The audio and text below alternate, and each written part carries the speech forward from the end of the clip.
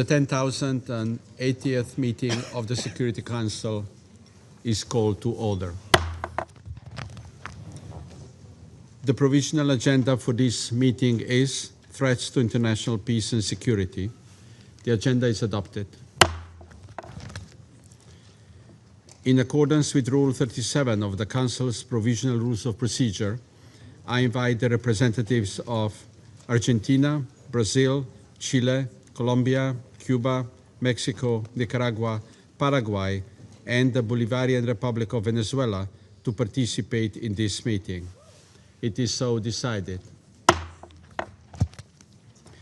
In accordance with Rule 39 of the Council's Provisional Rules of Procedure, I invite Mr. Khaled Khiari, Assistant Secretary General for the Middle East, Asia, and the Pacific, Department of Political and Peacebuilding Affairs and Peace Operations, to participate in this meeting. It is so decided.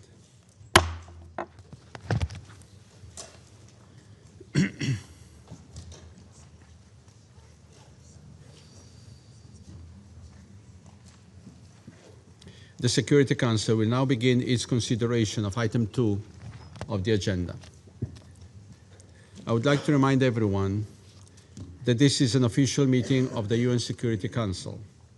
Being fully aware that today's briefing is not an easy one for anyone in the room, I would like to particularly remind all participants and speakers at today's discussion to engage in this meeting with utmost respect and to observe appropriate standards of tone, wording, and content in their remarks. I now give the floor to Mr. Khaled Khiari. Thank you, Mr. President, Excellencies. The United States military presence and operations in the Southern Caribbean off the coast of Venezuela have increased since this Council last discussed the situation on 10th of October, further heightening tensions between the two countries. The United States described its military deployment as part of a, quote, non-international armed conflict, end quote, against drug cartels and drug trafficking, invoking Article 51 of the Charter of the United Nations. President Donald Trump has stated that he is going to use the full power of the United States to take on and eradicate these drug cartels, no matter where they are operating from. The Venezuelan government, including its permanent representative, has described the measures by the United States as a serious threat to international peace and security. Most recently, in a letter dated 16 December and addressed to the President of the Security Council, the Minister of Foreign Affairs of Venezuela asserted that the United States is violating the principle prohibiting the threat or use of force in international relations. Mr. President, U.S. strikes on vessels alleged to be illegally carrying drugs in the Southern Caribbean Sea and the Eastern Pacific have continued. According to United States authorities, 105 individuals have been killed in these strikes since 2 September. Officials have stated that the strikes have taken place in international waters or in the Southcom area of responsibility. The exact locations of these incidents have not been disclosed. In a statement on 31st October, the High Commissioner for Human Rights said that the airstrikes by the United States of America on boats in the Caribbean and the Pacific, allegedly linked to drug trafficking, violate international human rights law. The High Commissioner added that countering illicit trafficking of drugs across international borders is, as has long been agreed among states, a law enforcement matter governed by the careful limits on lethal forces set out in international human rights law. He called for prompt, independent, and transparent investigations. Mr. President, in late November, President Nicolas Maduro and President Trump held a telephone conversation. On 24th November, the United States designation of the Cartel de los Soles as a foreign terrorist organization entered into force under US law. Subsequently, the United States imposed additional measures against organizations and individuals it alleges are linked to these activities. On 29 November, President Trump declared that the airspace above and around Venezuela should be considered closed in its entirety. This followed an alert issued by the US Federal Aviation Administration a few days earlier, warning major airlines of a potentially hazardous situation when flying over Venezuela. Since then, most international airlines have suspended or canceled flights to and from the country. Venezuelan authorities have described this as an attempt to impose an air blockade. The International Civil Aviation Organization issued a statement on 1st of December recalling that, and I quote, Article 1 of 1944 Convention of International Civil Aviation recognizes that every state has complete and exclusive sovereignty over the airspace above its territory, end of quote. The statement further noted, and I quote, any state can issue any information to its own operators regarding risks for flights over or in proximity of any geographic zones, including of another state, end of quote.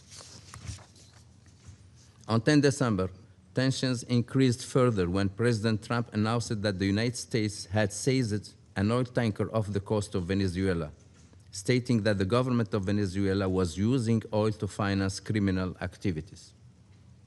He also declared that, and I quote, the Venezuelan regime has been designated a foreign terrorist organization under United States law and ordered the total and complete blockade of all sanctioned oil tankers going into and out of Venezuela, end of quote.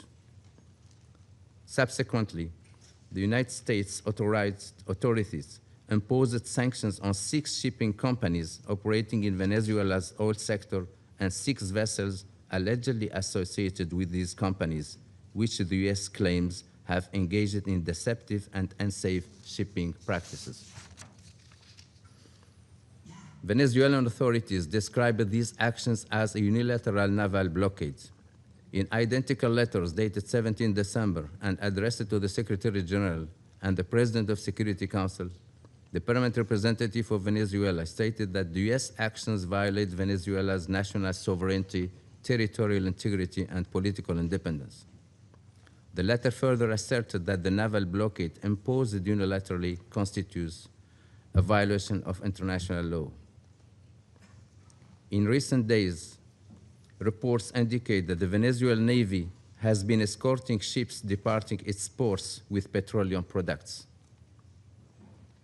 On 20 December, the United States interdicted another tanker off the coast of Venezuela that was transporting oil from Venezuela. According to a United States announcement, the vessel was suspected of carrying oil subject to sanction under US laws. On 20 December, US Coast Guard pursued a 3rd oil tanker off the coast of Venezuela. Reportedly, the ship did not submit to boarding during the attempted interdiction and continued sailing away from the Caribbean Sea. U.S. actions have received support from some regional allies, but other member states within and beyond the region have voiced concern over the militarization of the Southern Caribbean and stressed the importance of respecting national sovereignty and international law. Several member states have echoed call for de-escalation and dialogue to address ongoing tensions.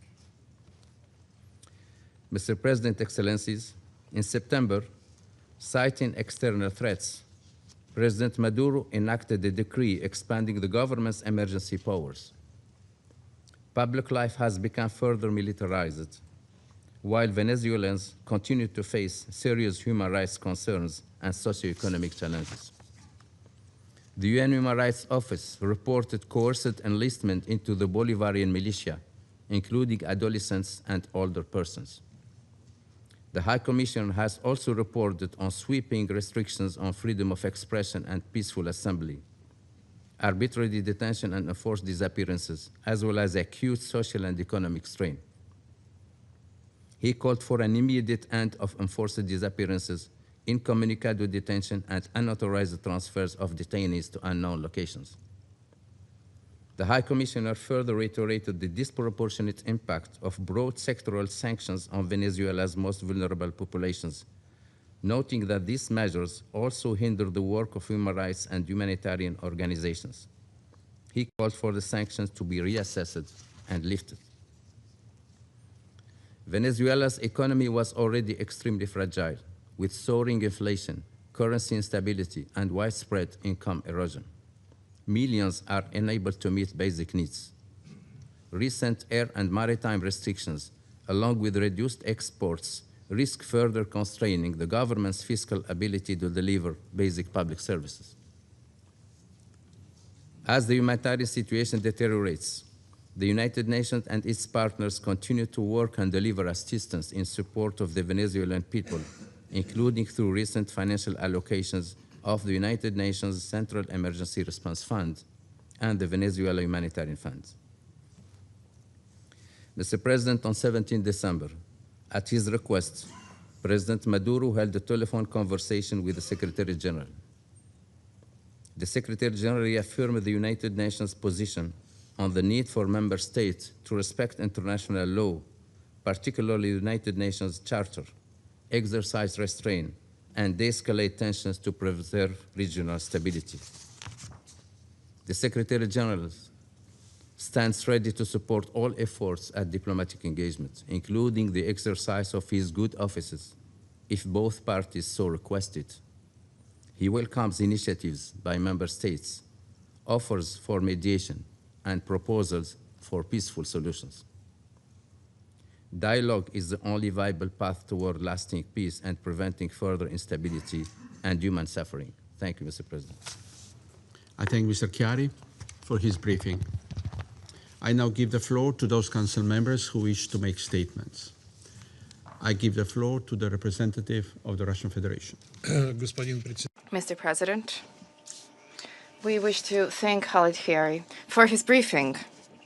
For several months now, the entire world has had the opportunity to observe the way that the United States has been continuing to deliberately foment tensions around the friendly nation of Venezuela under the pretext of combating drug trafficking and the terrorist threat. Illegally destroying at the same time the civilian vessels in the Caribbean Sea. We, during the previous Security Council meeting, we all had an opportunity to see the fact that this artificial smoke screen is concealing the goal of U.S. military groups being shored up and the delivery of exerting tension on an independent state whose policy is not to the liking of Washington. It seems that the White House decided to remove from the mothballs the previously embraced practice of portraying combating terrorism as justification for blatant aggression and intervention in the affairs of sovereign states. And this time, the so-called foreign terrorist organization has been labeled as being the legitimate government of the Bolivarian Republic. Their attempts to convince us all of the mendacious view that decision of the U.S. authorities alone is enough in order to transform a sovereign state into a criminal enterprise, any acts of force against which can now be called a law enforcement operation and the defense of national interests. We see no point in delving on the absurd nature of the U.S. pseudo-legal methods, given how how significantly they fly in the face of international law and are inconsistent, especially given that in Washington themselves have sincerely recognized this. The statement of the U.S. President on the 16th of December does not need any additional interpretation. This is a direct claim on the natural wealth and the soil of another state, and an open, if not to state, flagrant bringing to bear of military, political, and economic pressure with the aim of changing an inconvenient regime. The United States is already shoring up their practices with attacks of open piracy with the aim of seizing sovereign natural resources, which we all saw compellingly taking place in recent weeks. We firmly condemn the seizure by U.S. troops of petroleum tankers and the effective imposition of a blockade on Venezuela. The acts by the U.S. side run counter to all key norms of international law, including the UN Convention on Law of the Sea, Security Council resolutions, and the Charter itself of the United Nations. Colleagues, the illegal U.S. blockade on the coast of Venezuela is the most clear and absolutely real act of aggression.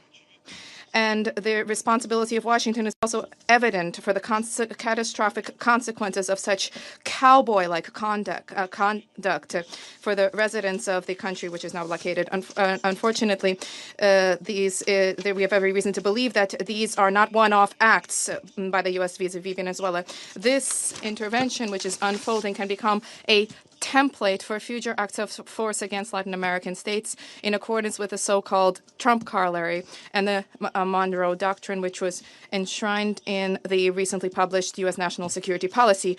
And this is a clear message for all countries in the region who are striving to conduct a sovereign policy and to independently determine their own economic, political, and cultural system.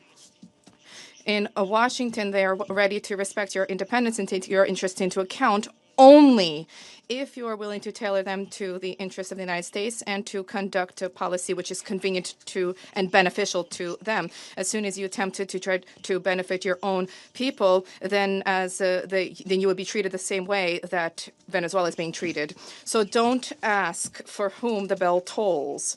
The bell tolls for you. We reaffirm our solidarity with the Venezuelan people as they face the trials before them. We support the policy of the government of Mr. Maduro, which is geared towards the protection of the national interest and sovereignty of the homeland. We believe that all of those for whom international law is not mere noise have an obligation to stand with Venezuela.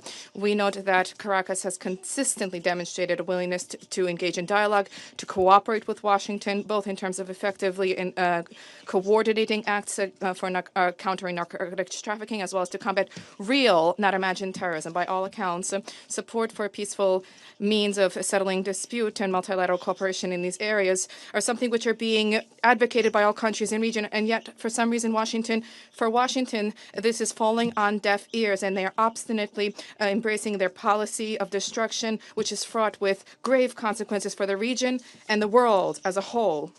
We regret the fact that the new U.S. administration, which has been sober and pragmatic in its approach when it comes to other crisis situations, when it comes to Venezuela, it remains mired in approaches which itself actively criticizes. We trust that common sense will indeed prevail and that Washington will manage in time to to prevent a fatal error which inevitably will undermine long-term U.S. national interests. The full-fledged armed conflict in Latin America, which remains for now a zone of peace, is the last thing that humankind needs right now. Humankind to whom President Trump promised an end to conflict. For now, unfortunately, the situation is not improving, and the United States, alas, continues to sow chaos in the Western Hemisphere, largely annihilating the benefits of the initiatives undertaken by the new U.S. leader and casting doubt on his sincere intentions in the global context. Thank you. I thank the representative of the Russian Federation for the statement, and I give the floor to the representative of China.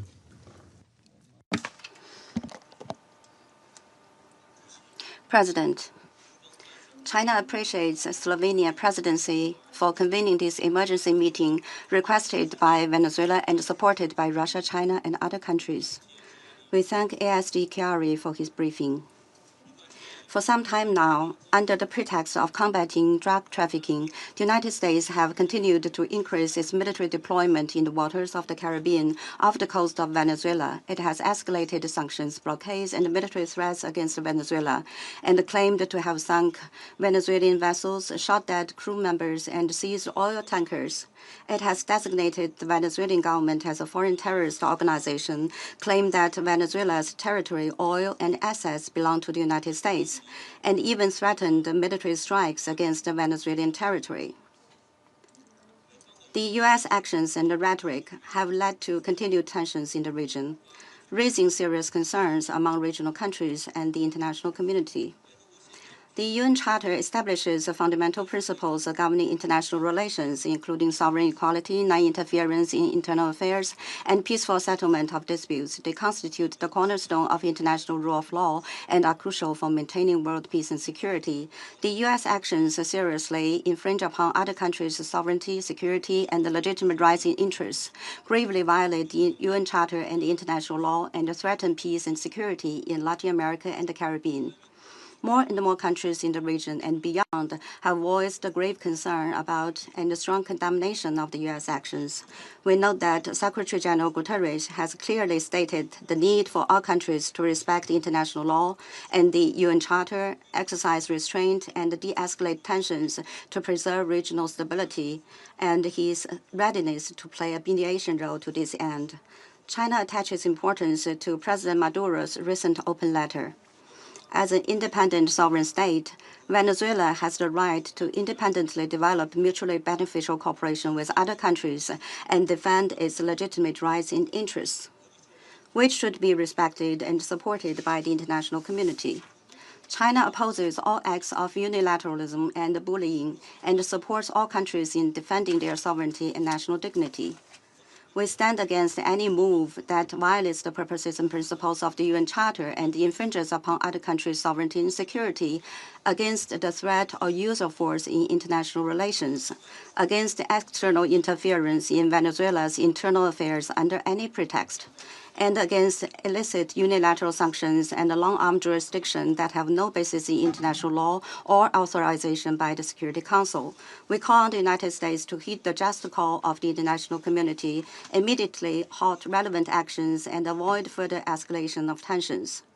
We urge the United States to uphold the navigation safety of regional countries and the freedom and rights they enjoy under international law, to conduct normal law enforcement and judicial cooperation under bilateral and multilateral legal frameworks, to lift illicit unilateral sanctions, and to do more to promote peace, stability, and development in Latin America and the Caribbean.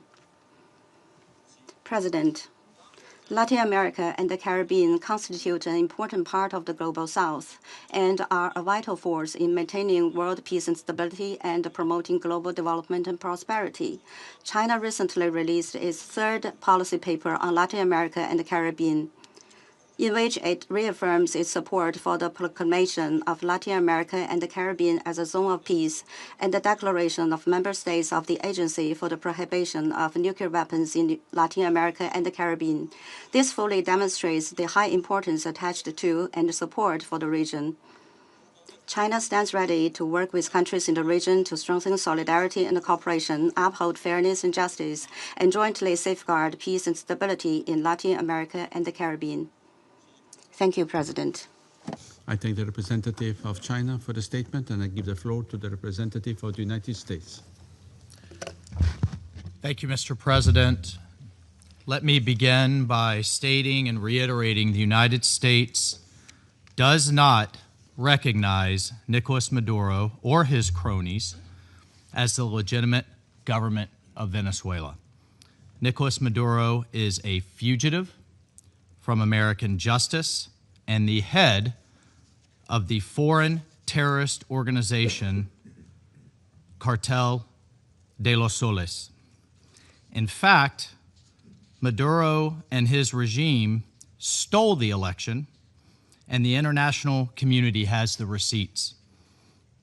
President Trump has been very clear that he is going to use the full power of the United States of America, the full might of the United States, to take on and eradicate these drug cartels which have operated with impunity in our hemisphere for far too long, and everyone knows it. The single most serious threat to this hemisphere, our very own neighborhood, and the United States, is from transnational terrorist and criminal groups. These cartels are not like the mafia. These cartels are sophisticated, very technically capable, well-financed, and are wreaking havoc in our region.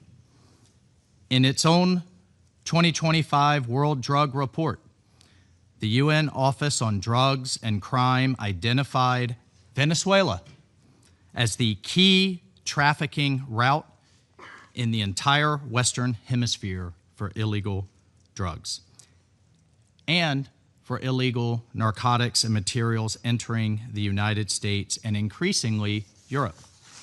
The United States will impose and enforce sanctions to the maximum extent to deprive Maduro of the resources he uses to fund Cartel de los Soles, which the United States has designated as a foreign terrorist organization along with Tren de Aragua. Important to this council meeting today, this includes profits from the sale of oil used to finance these cartels. The reality of the situation is that sanctioned oil tankers operate as the primary economic lifeline for Maduro and his illegitimate regime. The sanctioned tankers also fund the narco-terrorist group Cartel de los Soles. Maduro is responsible for trafficking, using these resources and using these profits into both the United States and Europe. And one has to ask, why have sanctions, either bilaterally, unilaterally, or backed by the international community, if they're not enforced? Well, the United States under President Trump is enforcing them in international waters. Otherwise, they are just empty words. Further, not only does Maduro's illegitimate regime openly cooperate and fund terrorist and criminal organizations, but it invites terrorist groups like Hezbollah, like the Iranian regime, militias like the ELN and FARC dissidents to operate openly within their territory, unimpeded and unencumbered. Maduro's ability to sell Venezuela's oil enables his fraudulent claim to power and his narco-terrorist activities. The people of Venezuela, frankly, deserve better. These people who have suffered under Maduro's socialist dictatorship. It is the action and policies of the illegitimate Maduro regime that pose an extraordinary threat to our hemisphere's peace and stability, and to that of the United States. The bottom line is whether it is physical attacks on our buildings and infrastructure, like we suffered on 9/11, or hybrid attacks, like flooding our country with criminals and deadly chemicals. The United States will do everything in our considerable power to protect our hemisphere, our borders, and the American people. Thank you, Mr. President. I thank the representative of the United States for the statement. I give the floor to the representative of Panama. Gracias. Thank you, Mr. President. We're grateful to the President for convening this meeting, and we're also grateful to Assistant Secretary General for the Middle East, Asia, and Pacific, Mohammed Khaled Khiari, for his detailed report on the situation that brings us together today. We acknowledge the attendance of the delegations of the countries of the region who honor us with their presence. The peoples of Panama and Venezuela have maintained a a deep and long-lasting historical relationship marked by the ideals of liberty and regional integration promoted by Simon Bolivar, and through concrete diplomacy and mediation efforts, starting from the Amphitrionic Congress of Panama that next year will mark its bicentennial, up to the joint mediation role played in the framework of the Contadora Group. It is precisely pursuant to this close history, shared history, that Panama cannot remain indifferent in the face of the profound political, economic, and humanitarian crisis, as well as the violations of human rights that currently are occurring in this brethren republic as a result of the decisions and practices of a regime whose actions have gravely eroded the democracy of its people. For Panama, there is no question that the opposition candidate, Mr. Edmundo González Urrutia, was the elected winner in the last elections. The records that confirm his victory and confirm the popular will expressed in the polls by the Venezuelan people remain and will continue to remain in the hands of Panama. Mr. President, our region is confronting very complex challenges in the area of security that are global in character, including transnational organized crime and drug trafficking. In this context, even though our region is not the main source of demand for narcotics, it has had to bear for decades the disproportionate cost due to the dynamics of production and distribution reflected in the thousands of human lives lost as a consequence of the violence associated with this severe scourge. In this context, Panama urges the states of the hemisphere to coordinate and strengthen cooperation efforts to step up the fight against transnational organized crime, including trafficking of drugs, by using the relevant international instruments such as the United Nations Convention Against Transnational Organized Crime, UNTOC. At the same time, while sharing the legitimate concerns pertaining to drug trafficking and categorically rejecting any authoritarian regime, we would like to appeal for the respect of the UN Charter, and in particular its Article 2, that pertains to the sovereignty and territorial integrity of states, as well as the international legal human rights framework, including the right to life, freedom, and personal security. In this context, Panama notes with concern the recent security incidents recorded in the Caribbean Sea and the Pacific Ocean. These highlight the need to act strictly in adherence to international law and the UN Charter in order to avoid any escalation that could affect regional stability. As a transit country and with a maritime vocation, Panama will continue to advocate for any action that could affect the freedom of navigation, neutrality, stability, and peace in the oceans, that it be strictly in line with international law, including the United Nations Convention on the Law of the Sea, of which we are a party. The neutrality of the canal, enshrined in the international treaty signed between Panama and the United States in 1977, to which over 40 states have become parties, represents a fundamental guarantee for the free transit and stability. In this context, Panama reaffirms its commitment to preserve the aforementioned neutrality as a pillar of peace and regional and global stability, while it urges the states who have not yet signed on to this instrument to join it, thus contributing to international maritime peace, stability, and cooperation. Panama would like to make an appeal for dialogue and a peaceful and sustainable solution in Venezuela. And we believe that it is timely for the United Nations, especially the Secretary General, to use his mechanisms of preventive diplomacy to contribute to the de-escalation of tensions.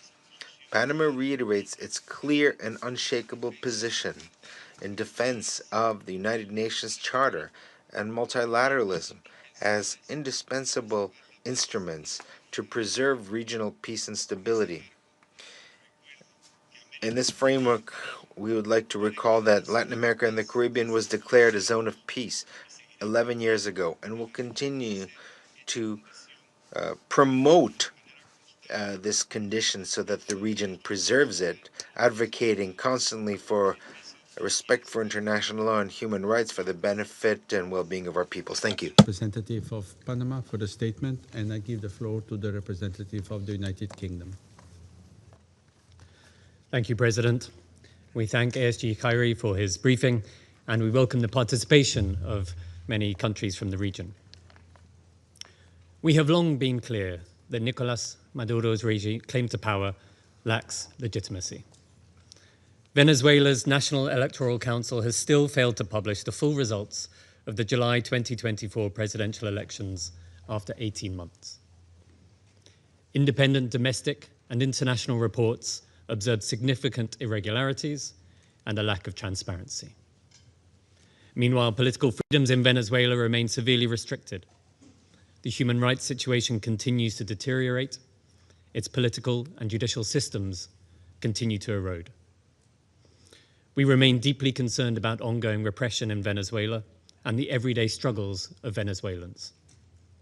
This includes extreme levels of poverty and failing basic services, which are precipitating a displacement crisis affecting the whole region. The United Kingdom stands firmly with the people of Venezuela in their pursuit of a democratic future. The voices of all Venezuelans need to be heard. They deserve a government which reflects their will at the ballot box. We will continue to work to achieve a peaceful, negotiated transition in Venezuela which ensures that the will of all Venezuelans is respected.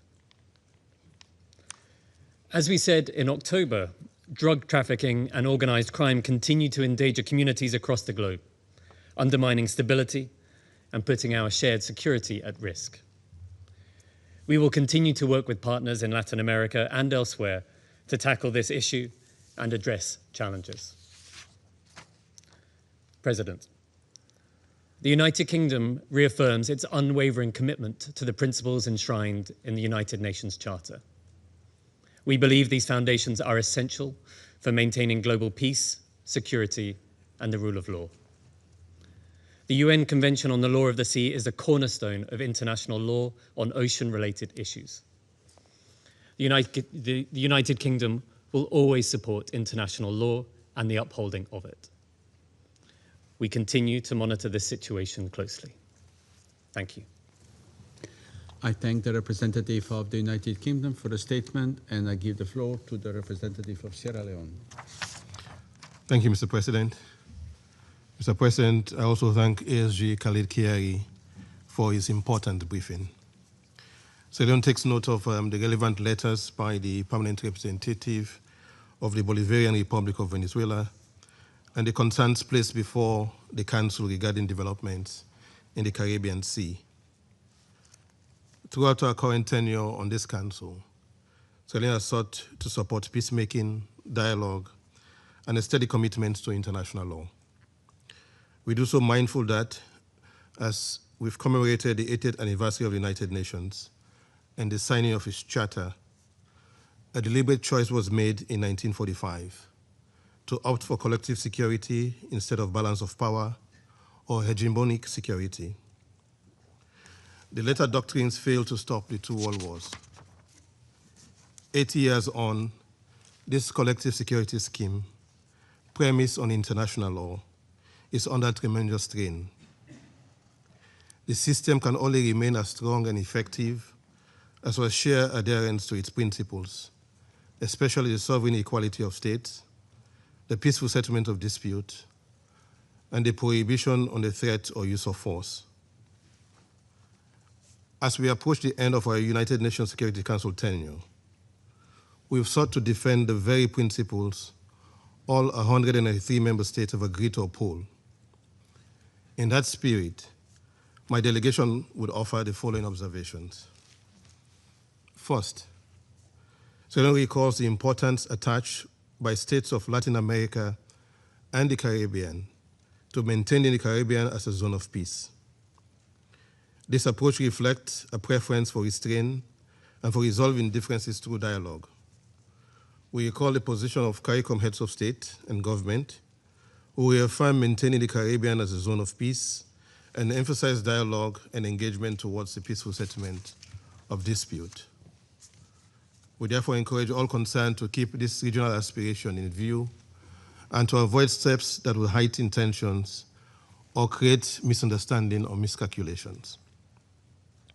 Second, Sierra Leone recalls and reaffirms the principle of permanent sovereignty of state over their natural resources. This is a well-established principle of international law that supports sovereign equality and development. It also reinforces that any disagreement relating to resources, economic measures, or associated activities should be addressed through the lawful and peaceful means, including appropriate dialogue and cooperation, as well as other methods of peaceful settlement of dispute rather than through coercion or force. Third, and most importantly, Sierra Leone underscores that the United Nations Charter provides the guiding legal framework for current interstate relations. Article 2, paragraph 4 obliges all states to refrain from the threat or use of force against the territorial integrity or political independence of any state. The Charter permits the use of force only in limited and clearly defined circumstances, such as when authorized by this Council under Chapter 7 or in the exercise of the inherent right of self-defense in response to an armed attack consistent with Article 51. These rules are central to international stability and are intended to prevent escalation, miscalculation, and illegal wars of choice. Mr. President, these principles are particularly relevant in the maritime domain. Sierra Leone recalls that the high seas are governed by international law, including the United Nations Convention on Law of the Sea, which codifies relevant customary international law applicable to parties concerned and provides a framework for navigation, maritime safety, and the peaceful use of the oceans. For many states, especially developing and small states, predictable maritime rules are essential to trade, development, and regional stability. Against this backdrop, Sierra Leone notes the reports of incidents at sea involving the use of force and loss of life. Without prejudging the facts, we emphasize a general point of law. When states respond to transnational challenges, whether illicit trafficking, organized crime, or terrorism, those responses must remain consistent with the Charter and other applicable rules of international law, including relevant maritime rules and international human rights law. In that regard, Sierra Leone also recalls that outside a situation of armed conflict, the use of lethal force is subject to strict constraint under international human rights law, including the protection of the right to life. As a general principle, operations of a law enforcement character should seek, wherever feasible, to intercept and bring suspects to justice through due process.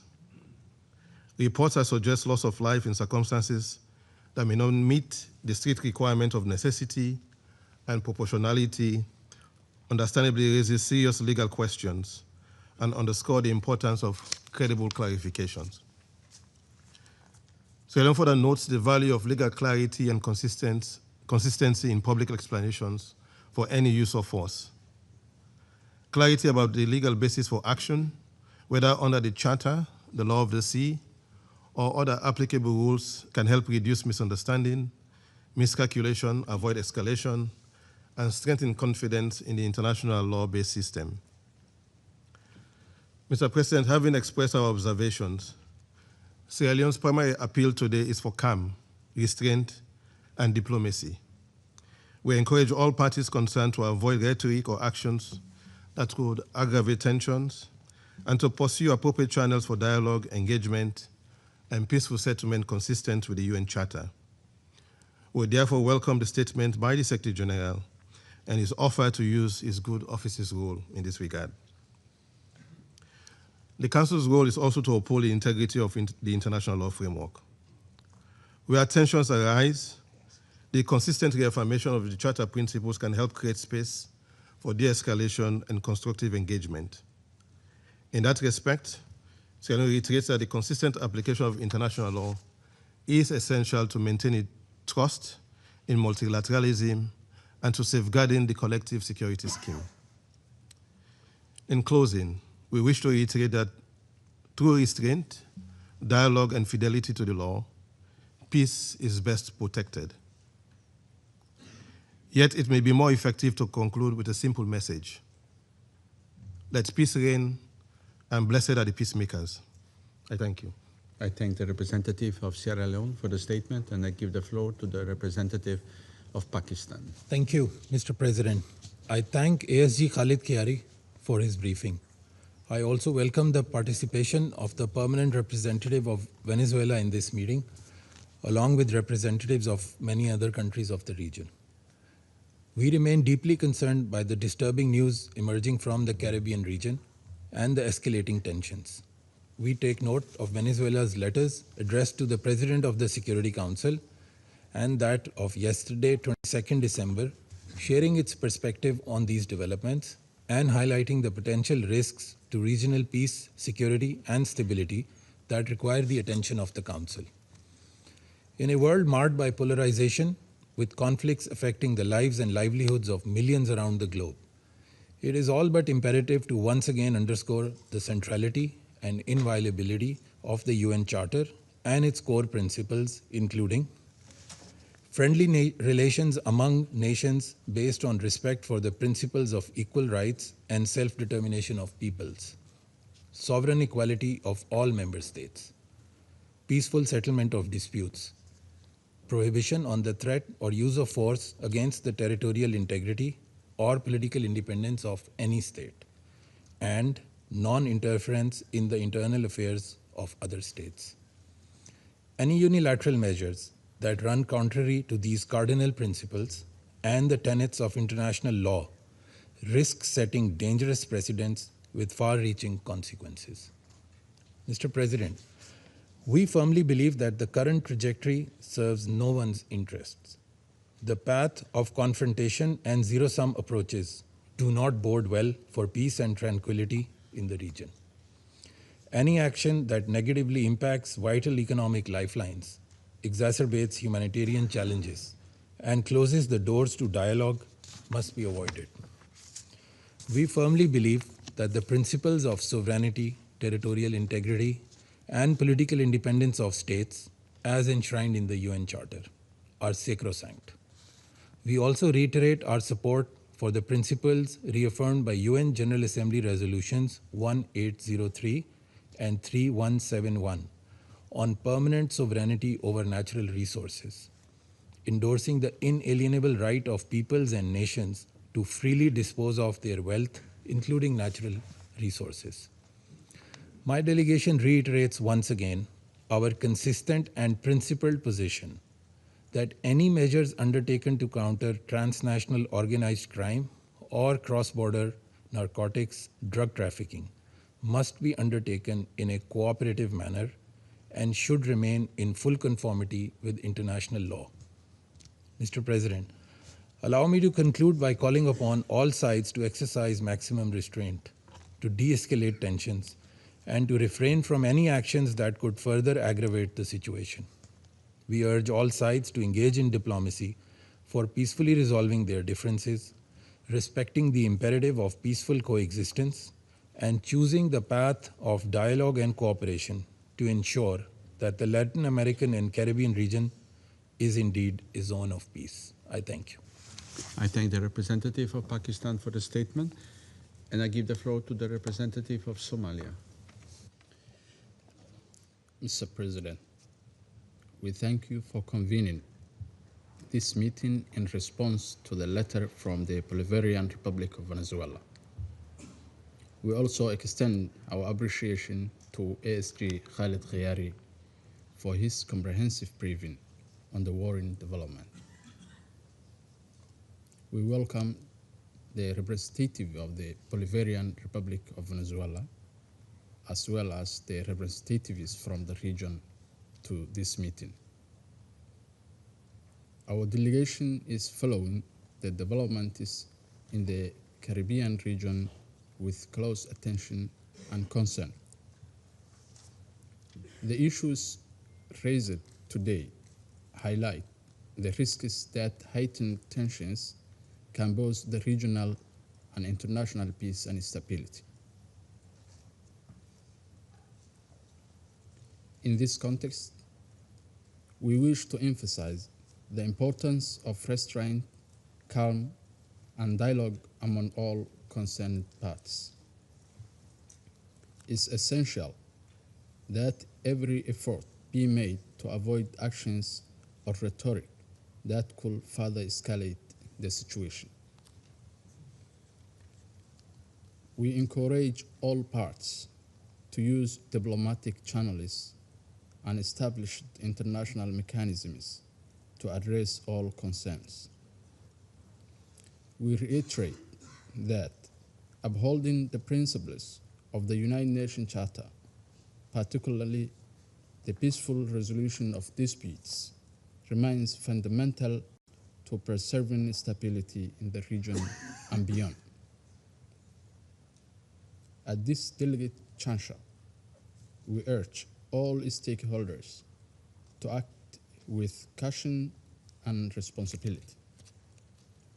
We affirm our readiness to support any efforts aimed at the escalation and mutual understanding. I thank you. I thank the representative of Somalia for the statement. I give the floor to the representative of Greece. Thank you, Mr. President. I would like to thank ASG Khiari for his briefing, and I also welcome the participation of many countries of the region in the meeting. Greece continues to follow developments in the Caribbean region closely and is concerned by the further escalation of tensions. We join the Secretary General in advocating for de-escalation, the exercise of maximum restraint and respect for international law, particularly the United Nations Charter. I would like to make 3 points, Mr. President. First, we call for the peaceful resolution of any disputes through dialogue and diplomacy. In any case, adherence to international humanitarian law and the protection of civilians remains vital. Second, we caution against an escalation that would also pose a threat to maritime security in the Caribbean and could have repercussions for the wider regional stability. In this context, upholding the law of the sea, specifically the United Nations Convention on the Law of the Sea, remains of paramount importance. Third, we fully support the region's effort to combat drug trafficking and fight organized crime, which may constitute serious threats to regional and international security. Those activities should ideally be pursued through law enforcement and judicial cooperation channels with a view to disrupting criminal organizations and dismantling their business models. In conclusion, Mr. President, Greece stands ready to support all bilateral, regional and international efforts for a de-escalation in the region through dialogue and diplomacy in line with international law and international humanitarian law. I thank you. I thank the representative of Greece for the statement. I give the floor to the representative of Guyana. Thank you, Mr. President. I thank ASG Khiari for his comprehensive briefing and welcome the participation of the permanent representative of Venezuela and representatives of other member states from our region in today's meeting. Colleagues, this Council is tasked with the solemn responsibility of the maintenance of international peace and security in accordance with the United Nations Charter. It is not an exaggeration to say that peace and security in our region are gravely threatened, meriting the Council's urgent attention. Guyana is among those states most affected by these threats. In defiance of international law, including the express orders of the International Court of Justice, Venezuela has, by presidential decree and legislative enactment purported to unlawfully annex more than 2/3 of Guyana's sovereign territory. It has built up its military forces adjacent to our territory to threaten us with outright seizure of it. Disregarding the universally recognized international boundary between our two states, it has allowed and facilitates the transport of illicit drugs into Guyana while illegally mining Guyanese gold and smuggling it out of our country. Mr. President, the trafficking of illicit drugs in particular has for too long been a scourge on our region, driving crime and violence and undermining the rule of law by weakening state institutions, fueling corruption, financing conflict and terrorism, and threatening national and regional security. There has been a consistent but thus far unsuccessful effort by leaders in our region to disrupt the criminal networks, some of them state sanctions, that fuel this cycle of destruction. Meanwhile, the threat to our security has grown more urgent and more acute. We cannot put off any longer the decisive action that is required to address it. But none of us can hope to accomplish this acting alone. As such, we once again stress, as we did on 10th October, that supporting and strengthening collaboration with our international partners, especially those in South, Central, and North America and the Caribbean, is both essential and urgent. We must act collectively in a manner that preserves the stability of our region, long recognized as a zone of peace, and which enhances the safety and security of our peoples. The ambition to pursue healthy, safe, and prosperous lives for all our peoples can only be realized in an environment of sustained peace and stability. This requires cooperation and collective action among all states committed to these ends. Guyana is fully committed to such partnerships and pledges its utmost support. I thank you. I thank the representative of Guyana for the statement, and I give the floor to the representative of the Republic of Korea. Thank you, Mr. President. I thank AS Khiari for his comprehensive briefing. The Republic of Korea is closely monitoring the recent development related to Venezuela and is attentive to the security concerns raised by the relevant parties. The need to address transnational organized crime, including drug trafficking, is an issue the international community cannot ignore.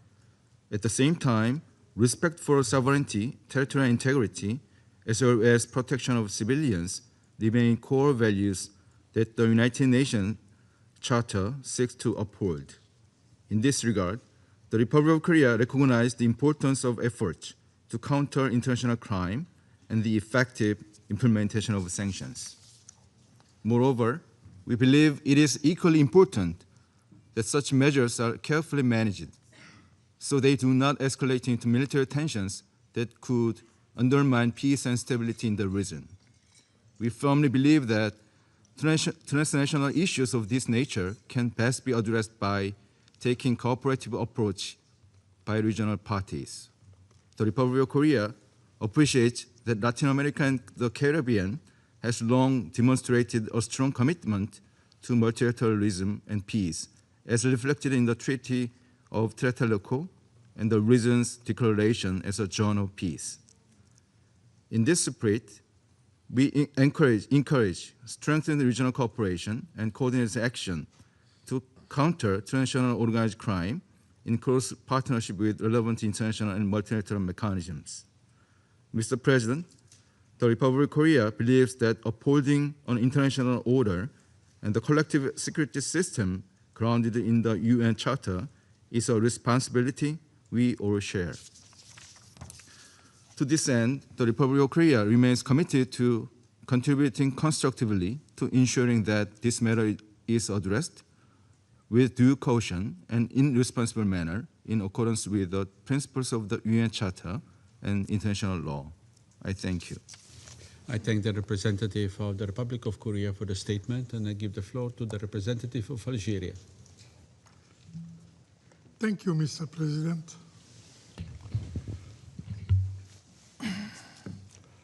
At the outset, I would like to thank you for convening this meeting at such a critical moment. I also wish to thank ASG Khaled Khiari for his detailed and informative briefing. And I would further like to welcome the participation to this meeting of the representatives of Venezuela, Argentina, Brazil, Chile, Colombia, Cuba, Mexico, Nicaragua, and Paraguay.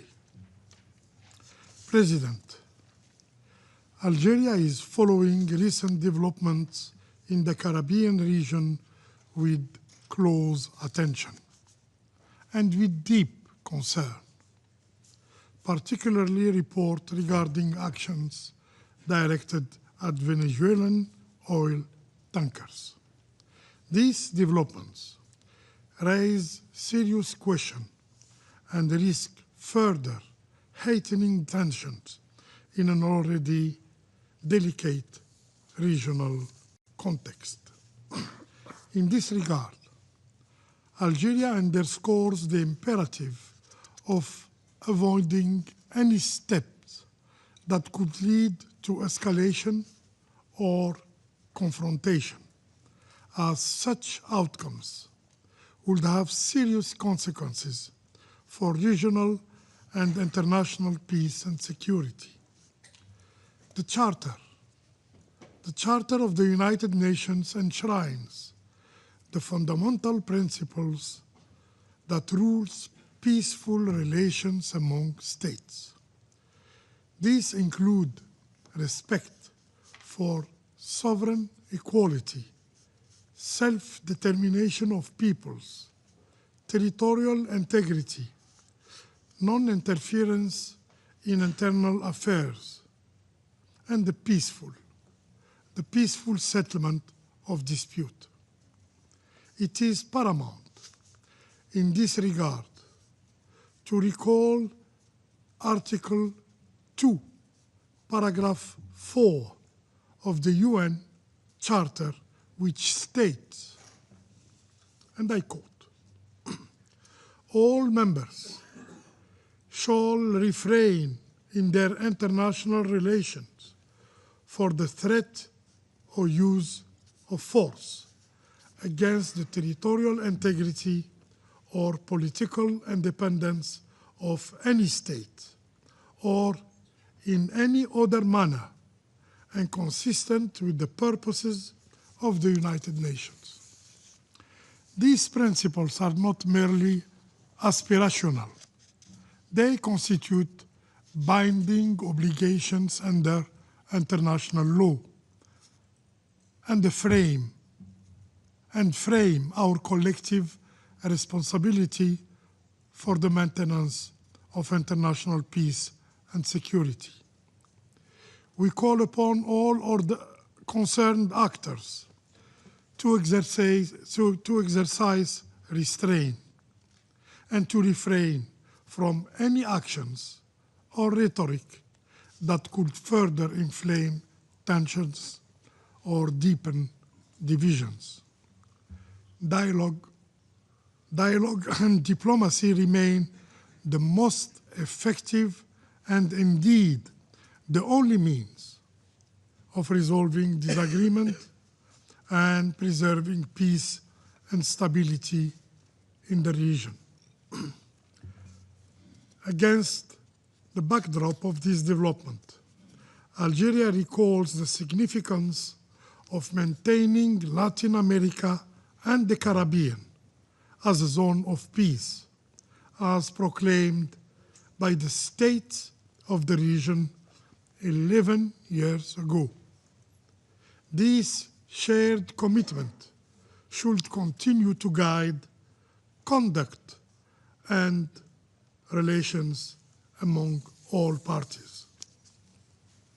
In this context, Algeria encourages regional organizations, including CARICOM and the Organization of American States, to play a constructive role in fostering an environment conducive to dialogue, supporting impartial mediation efforts, and avoiding actions that could aggravate tensions or further polarize the situation in Venezuela.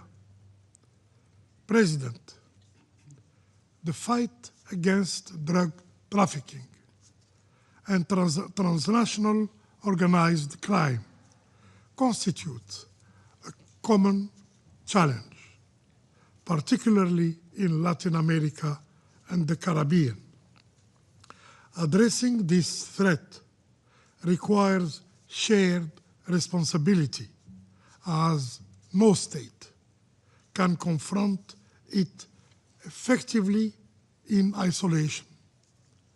Effective response to these challenges must be grounded in international cooperation, in mutual respect, and in solidarity, rather than confrontation, polarization, or unilateral measures. In this regard, Algeria stresses that despite how legitimate are the efforts to combat drug trafficking and transnational organized crime, they must never derail from this objective. This is a global challenge that should foster unity and cooperation, not division among nations. In conclusion, President, Algeria calls on all parties to adhere strictly to the principles and purposes of the Charter of the United Nations. History has repeatedly demonstrated that war and military intervention do not lead to lasting peace. On the contrary, they undermine it, as they always produce ripple effects that extend beyond borders, affecting neighboring countries and entire regions. The only viable path forward to solve this issue lies in diplomacy, in cooperation, and in full respect of international law. I thank you. I thank the representative of Algeria for the statement, and I give the floor to the representative of Denmark. Thank you, Mr. President. And let me also thank Assistant Secretary General Khiari for his briefing and welcome the many representatives from the region to this meeting. Denmark joins the Secretary General in expressing concern about the heightened tensions in the Caribbean Sea.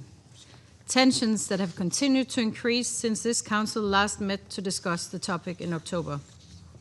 We have taken note of the letters sent to the Security Council by the permanent representative of Venezuela over the past several weeks, expressing concern about continued escalations and military buildup.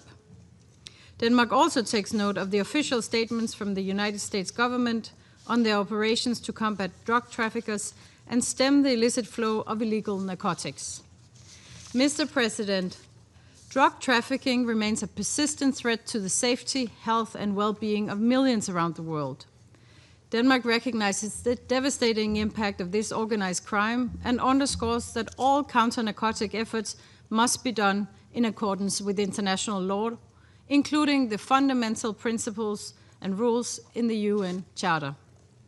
This also includes treaties such as the UN Convention Against Illicit Traffic in Narcotic Drugs and Psychotropic Substances and the UN Convention on Law of the Seas.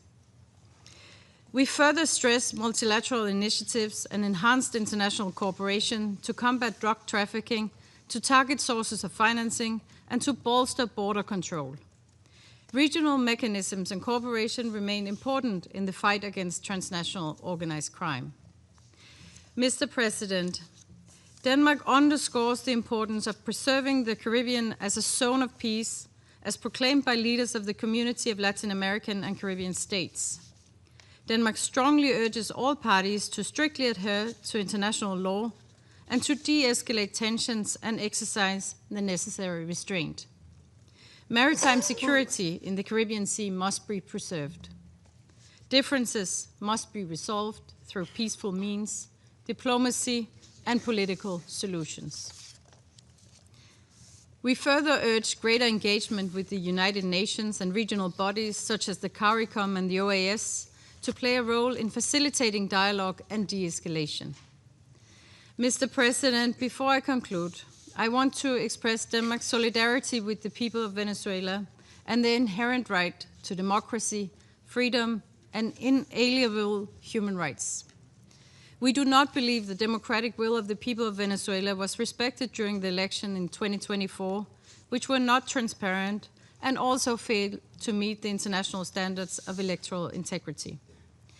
We further remain deeply troubled by the Maduro's regime's continued repression and its sustained assault on the fundamental human rights of the Venezuelan people, particularly through its targeting of opposition voices, independent media, and human rights defenders.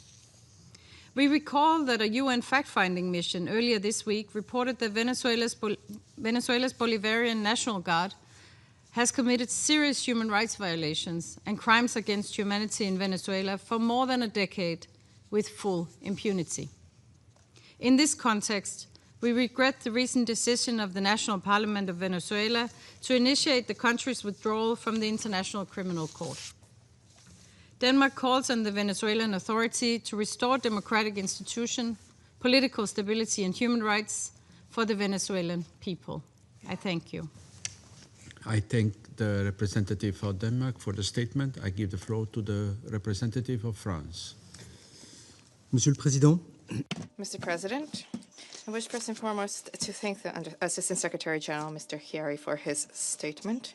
France has been closely monitoring the developments transpiring in the region, specifically in the wake of President Donald Trump's announcements related to Venezuelan airspace and the naval blockade against oil tankers under sanction, which are entering and exiting Venezuela. We call for avoidance of all escalation that may threaten peace and security in the region and beyond. As always, we recall our commitment to respect for international law, and in particular, the Charter of the United Nations. The principles of sovereignty and territorial integrity of states must be upheld. International disputes must always be resolved peacefully in accordance with Article 2, Paragraph 3 of the Charter. We support the Secretary General's call for restraint and immediate de-escalation, as well as his offer of good offices. We extend our support as well for the mediation proposals emanating from states in the region who may contribute. President, combating narcotics trafficking needs to be done in accordance with international law, in particular the Charter of the United Nations Convention on the Law of the Sea, and various international conventions on drug control, specifically the United Nations Convention against illicit trafficking in narcotic drugs and psychotropic substances dating 1988, which sets out the relevant framework of action against illicit trafficking at sea, vis-a-vis the respect for the Montego Bay Convention and in respect for international law and human rights. We reiterate our commitment to combating narcotics trafficking, which represents a growing threat to safety, health of our citizens and the stability of our societies.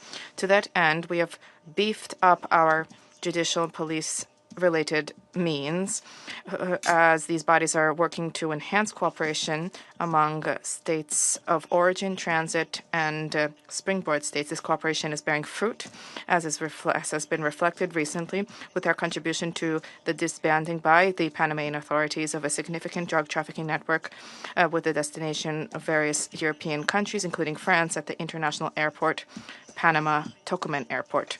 France reiterates our support for multilateral initiatives to dry up financing sources for trafficking networks and to beef up border control, specifically through mobilization for the establishment of a dedicated European sanctions regime for organized crime. To conclude, we wish to recall our solidarity with the Venezuelan people as they grapple with the political crisis. A dialogue in bringing in all stakeholders is necessary to restore stability in the country. Thank you. I thank the representative of France for the statement. I shall now make a statement in my capacity as as representative of Slovenia. I want to thank Assistant Secretary General Khiari for his briefing. Colleagues, Slovenia remains gravely concerned about the current tensions in the Caribbean region, which have intensified since the Council last discussed the situation. Steps involving an increased military presence carry a serious risk of an unintentional escalation and must be avoided to ensure that the Southern Caribbean does not become a theater of confrontation. We reaffirm our position on the obligation of all member states, large and small, to respect international law, particularly the Charter of the United Nations. Principles of sovereignty, territorial integrity, and independence form the cornerstone of the collective security framework and must be respected, not only when one feels threatened. We note that international law also serves as the anchor in addressing maritime security challenges, including efforts to suppress illicit traffic in narcotic drugs, as well as ensuring the safety of maritime navigation. Colleagues, Slovenia is deeply troubled by the potential wider repercussions of these tensions for a region already facing unprecedented migration pressures. At this critical moment, it is imperative that member states exercise restraint and work to de-escalate the situation in order to preserve regional stability. Measures typically reserved for wartime undermine Latin America and the Caribbean as a zone of peace and should be avoided to the fullest extent possible. On the other hand, we remain deeply alarmed by the persistent humanitarian and human rights challenges confronting the Venezuelan people, as reported by High Commissioner for Human Rights, as well as today by Assistant Secretary General Khiari. Against a backdrop of worsening economic and social hardship, restrictions on political and civic space continue to intensify. We are equally concerned by reports of the detention of dozens of foreign citizens who have been denied communication and access to their diplomatic and consular representatives, a clear breach of fundamental obligations under international law, in particular those enshrined in the Vienna Conventions. We call on Venezuelan authorities to fully uphold these obligations and, based on the rule of law, create the conditions necessary for a credible, inclusive, and meaningful political dialogue that respects the will of Venezuelan people.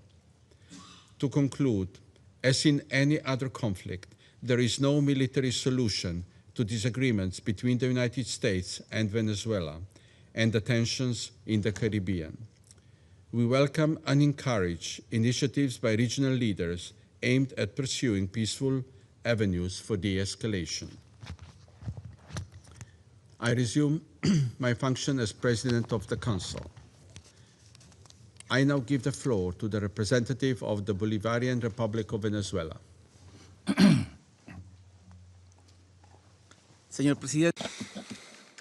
Mr. President, one of the countries sitting at this table has publicly stated that it wants to annex our country. On the 16th of December, its president demanded that we immediately hand over our land, our oil, and our minerals because they supposedly belong to them. He said that if we did not comply with his ultimatum, he would unleash the fury of the greatest navy in history on our country. Mr. President, we are in the presence of a power that acts outside of international law, demanding that Venezuelans vacate our country and hand over our Orinoco River, our Lake Maracaibo, our Margarita Island, our beaches, rivers, plains, and mountains. Otherwise, he will carry out an armed attack, which he has been announcing for weeks. This is the greatest extortion known in our history. a gigantic crime of aggression in progress, beyond all rational parameters, all legal logic, all historical precedent. But it's not just about Venezuela.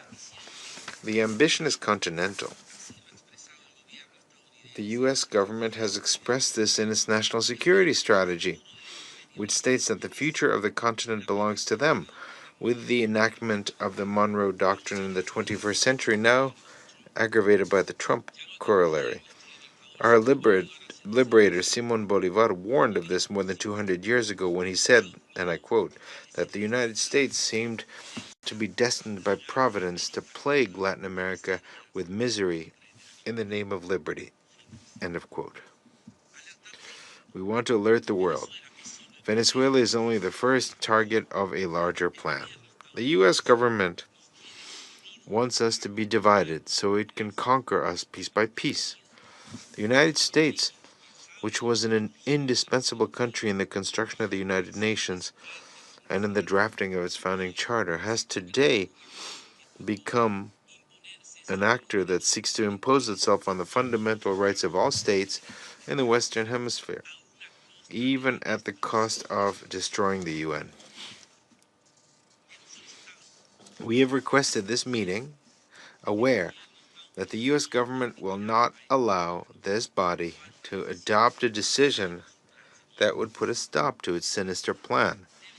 The world should know that last November, the U.S. government was the only one that prevented an agreement in the Security Council to condemn attacks against civilians on the high seas and to call for détente, dialogue, and diplomacy. The U.S. government is preventing the Security Council from fulfilling its mandate. If in 1945 that country was a force for good, today it has become a state that threatens international law and peace and security. The world must know that the threat is not Venezuela. The threat is the current U.S. government. Mr. President, the murders in the Caribbean Sea and the Pacific Ocean carried out by the U.S. government of the last few months are the first evidence of its plan to impose its power in the region in flagrant violation of international law and human rights. There have been more than 29 attacks resulting in more than 101 victims, non-combatant civilians, in the absence of armed conflict, who were coldly murdered, violating their right to the presumption of innocence and due process. Let it be clear once and for all that there is no war in the Caribbean. There is no international armed conflict, nor is there a non-international one, which is why it is absurd for the U.S. government to seek to justify its actions by applying the rules of war. The invocation of Article 51 of the United Nations Charter to explain terrorism against civilians, masked by the argument of self-defense, is a perverse distortion of the law, attempting to turn small unarmed boats in the Caribbean, thousands of kilometers from the United States, into alleged perpetrators of an armed attack with weapons of mass destruction. These are extrajudicial executions, willful killings committed by military force against unarmed civilians. We stated that before the Security Council on the 10th of October. Today, it is absolutely clear that the U.S. government is not only violating international law, but also its own domestic legislation. Today, when there are 4 times as many victims, they do not dare to show the recorded evidence of the killings because their cruelty would provoke worldwide revulsion. Despite this, today, with more than 100 victims, the killer who roams the Caribbean claims that there is no end in sight to their crimes against humanity. Mr. President, on 16th of December, President Donald Trump publicly stated the following, and I quote, "Today, I'm ordering a total and complete blockade of all sanctioned oil tankers going in and out of Venezuela, end of quote. This is a confession of a crime, specifically a crime of aggression, with which the President of the United States intends to turn back the clock of history 200 years to impose a colony on Venezuela.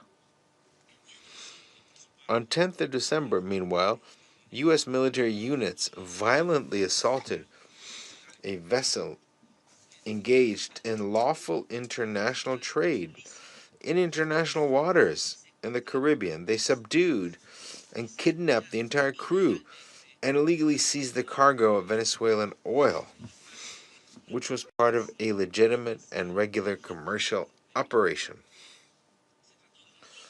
It was a robbery carried out by military force, which sets an extremely serious precedent for the safety of navigation and international trade. The illegal use of state force to carry out theft on the high seas is worse than piracy, since in this case it is not only a matter of stealing commercial vessels, which is evidence of intentionality and violating their rights to navigate in international waters, but also of the de facto annexation of the entire Caribbean Sea by a naval power. In doing so, in addition to violating Venezuela's inalienable right to trade legally with the world, it seeks to deny all countries the right to trade with Venezuela. Just 3 days ago, on 20th of December, a second act of the same nature took place, when another vessel carrying Venezuelan oil was similarly seized by the U.S. military forces in international waters in the Caribbean. The cargo was stolen, and the crew has been kidnapped. Immediately afterwards, Secretary of War Pete Hegseth indicated that such criminal operations would continue, while President Trump declared that he would keep the stolen cargo. So I'd like to ask, what right does the United States government has to appropriate to date almost 4 million barrels of Venezuelan oil? This alleged naval blockade is essentially a military act aimed at laying siege to the Venezuelan nation, degrading its economic and military apparatus, weakening its social and political cohesion, and causing internal chaos to facilitate aggression by external forces. That is, it's an armed attack. This has been stated by President Trump himself, who is also violating the right to existence of the entire Venezuelan people by deliberately denying them the essential means for their subsistence. Mr. President, on the 29th of November, President Trump stated, and I quote, "To all airlines, pilots, please consider the airspace over and around Venezuela as completely closed," end of quote. This statement was put into practice, among other things, by an electronic warfare campaign by U.S. military forces in the region, which has been blinding the navigation instruments of all civilian aircraft transiting Venezuelan airspace to provoke a security incident. Electronic interference in the Caribbean has nearly caused at least 2 tragedies involving U.S. civilian aircraft that were seconds away from colliding with aircraft belonging to their own country's air force.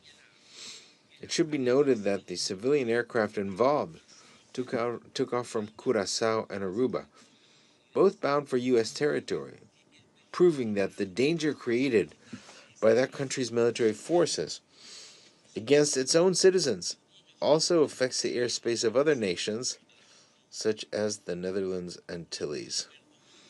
There can be no doubt the U.S. government poses a threat to the entire region, which has been declared a zone of peace since 2014. As we warned this body on the 9th of October, this type of behavior, combined with a series of unreported military incursions into into Venezuela's flight information region, non-notified, unreported, is an attempt to provoke a direct confrontation. In other words, to fabricate a provocation that would allow Article 51 of the United Nations to be falsely invoked. The U.S. government, the aggressor, requires its propaganda apparatus to present it to the world as a country under attack, to initiate an armed conflict. We denounce this dangerous manipulation and assure the world that we will not lose our composure in defending the peace of our nation. Let us repeat, the threat is not Venezuela. The threat is the U.S. government. This set of proven facts cannot be viewed in isolation.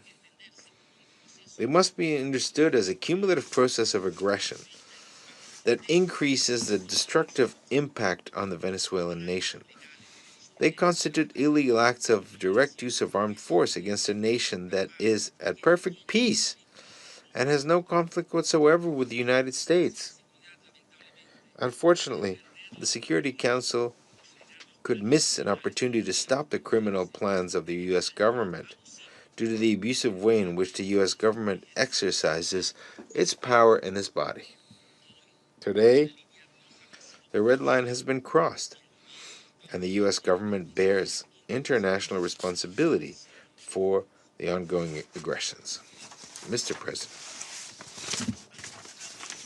we are facing a massive violation of the entire international legal architecture. It is a grotesque offense that violates every civilizational norm. Today, the U.S. government is imposing chaos and destruction on international relations, just as the evil actors who caused the Second World War did. The peremptory norms of international law, jus cogens, which are universally accepted and form a part of humanity's cultural heritage, are being ignored by the U.S. government, including the prohibition of aggression, the prohibition of crimes against humanity, and the right to self-determination. Article 2 of the Charter of the United Nations establishes guiding principles for international relations that the U.S. government is flagrantly violating. We refer to the principle of legal equality of states, as well as the principle of refraining from the use of, or the threat of the use of force against the territorial integrity and political independence of states. The Universal Declaration of Human Rights establishes that every individual has the right to liberty and security of a person. Similarly, the International Covenant on Civil and Political Rights, to which the United States is a party, establishes life as an inherent right of every person, which no one may be arbitrarily deprived of. This central instrument also prohibits the deprivation of the means of subsistence of entire peoples. The Geneva Convention on the High Seas, to which the United States is also a party, establishes not only the right to freedom of navigation, but also that no state shall legitimately claim sovereignty over any part of the high seas, as these are open to all nations.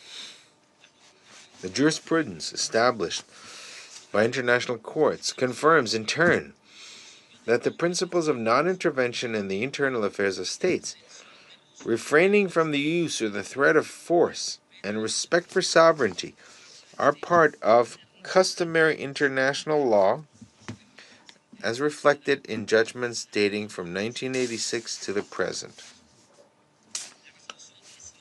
General Assembly 1803 on the permanent sovereignty over natural resources establishes that the violation of such rights is contrary to the spirit and principles enshrined in the UN Charter. General Assembly Resolution 2625 establishes that a war of aggression constitutes a crime against peace, that it entails responsibility, and that another state shall not acquire the territory de adquisición por parte de otro Estado como resultado de la amenaza o el uso de la fuerza. La resolución 3314 de la Asamblea General señala que, independientemente de que haya o no declaración de guerra, el bloqueo de los puertos o de las costas de un Estado por las Fuerzas Armadas de otro Estado se constituye en un acto de agresión. A pesar de tener obligaciones jurídicamente vinculantes respecto a todos estos instrumentos, el gobierno de los Estados Unidos los viola abiertamente y con total impunidad. Sin embargo, el gobierno de los Estados Unidos, que se comporta como un actor irresponsable de la comunidad de naciones, pretende convencer al mundo de que la ley es para estricto cumplimiento de todos menos del gobierno de los Estados Unidos. Esa es la ideología del excepcionalismo, un Estado por encima de las leyes, un Estado sobre todo el mundo. Señor presidente, queda absolutamente claro que el problema no es Venezuela, el problema es el gobierno de los Estados Unidos. La transgresión masiva de la legalidad internacional debe ser entendida en sus raíces y por esta razón debemos desenmascarar las operaciones de desinformación que se han puesto en marcha por parte del gobierno de los Estados Unidos con un gigantesco aparato de propaganda para justificar su agresión contra un país pacífico como lo es Venezuela.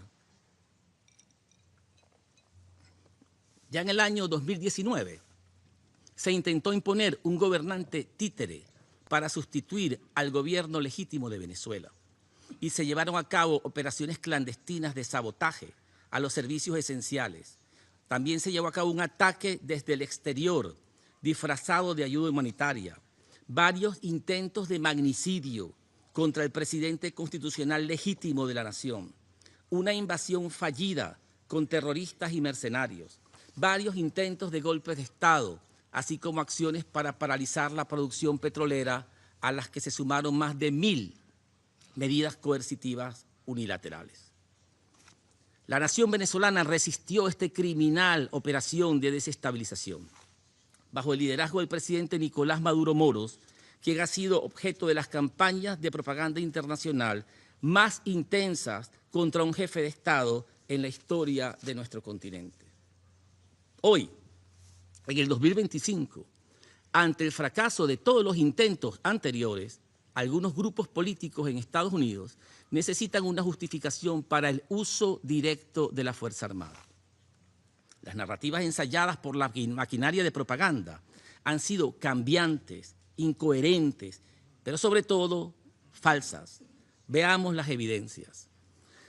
La campaña de odio comenzó en los Estados Unidos con un ataque contra todas las venezolanas y todos los venezolanos, quienes fueron designados como enemigos extranjeros, invasores y terroristas, miembros del supuesto Tren de Aragua, y su presencia en Estados Unidos fue declarada como incompatible con la seguridad nacional de este país.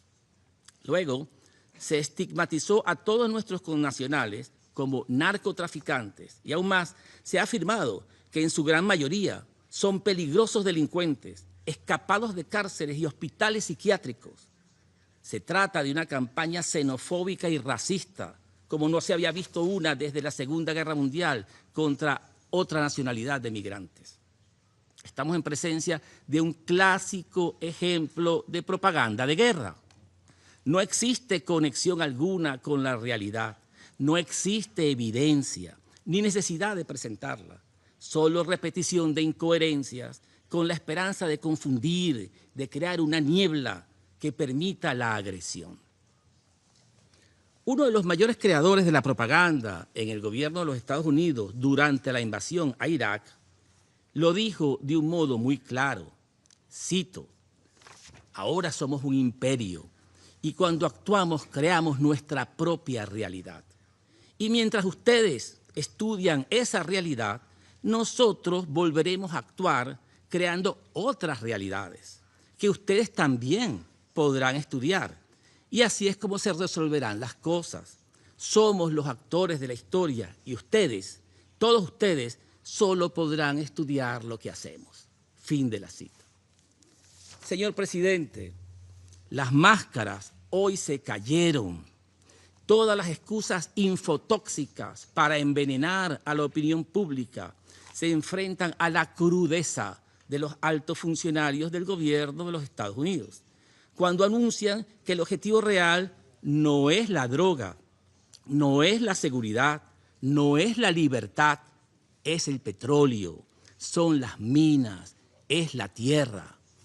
El 16 de diciembre, el presidente de Estados Unidos expresó que, cito, Venezuela está completamente rodeada por la armada más grande jamás reunida en la historia de Sudamérica. Esta solo crecerá y la conmoción para ellos será como nunca antes la han visto, hasta que devuelvan a Estados Unidos todo el petróleo, las tierras y otros activos que nos robaron, todo lo cual debe ser devuelto inmediatamente. Fin de la cita. El 17 de diciembre, el subjefe de gabinete de la Casa Blanca, Stephen Miller, informó que toda la industria petrolera venezolana pertenece a Estados Unidos y exigió su devolución.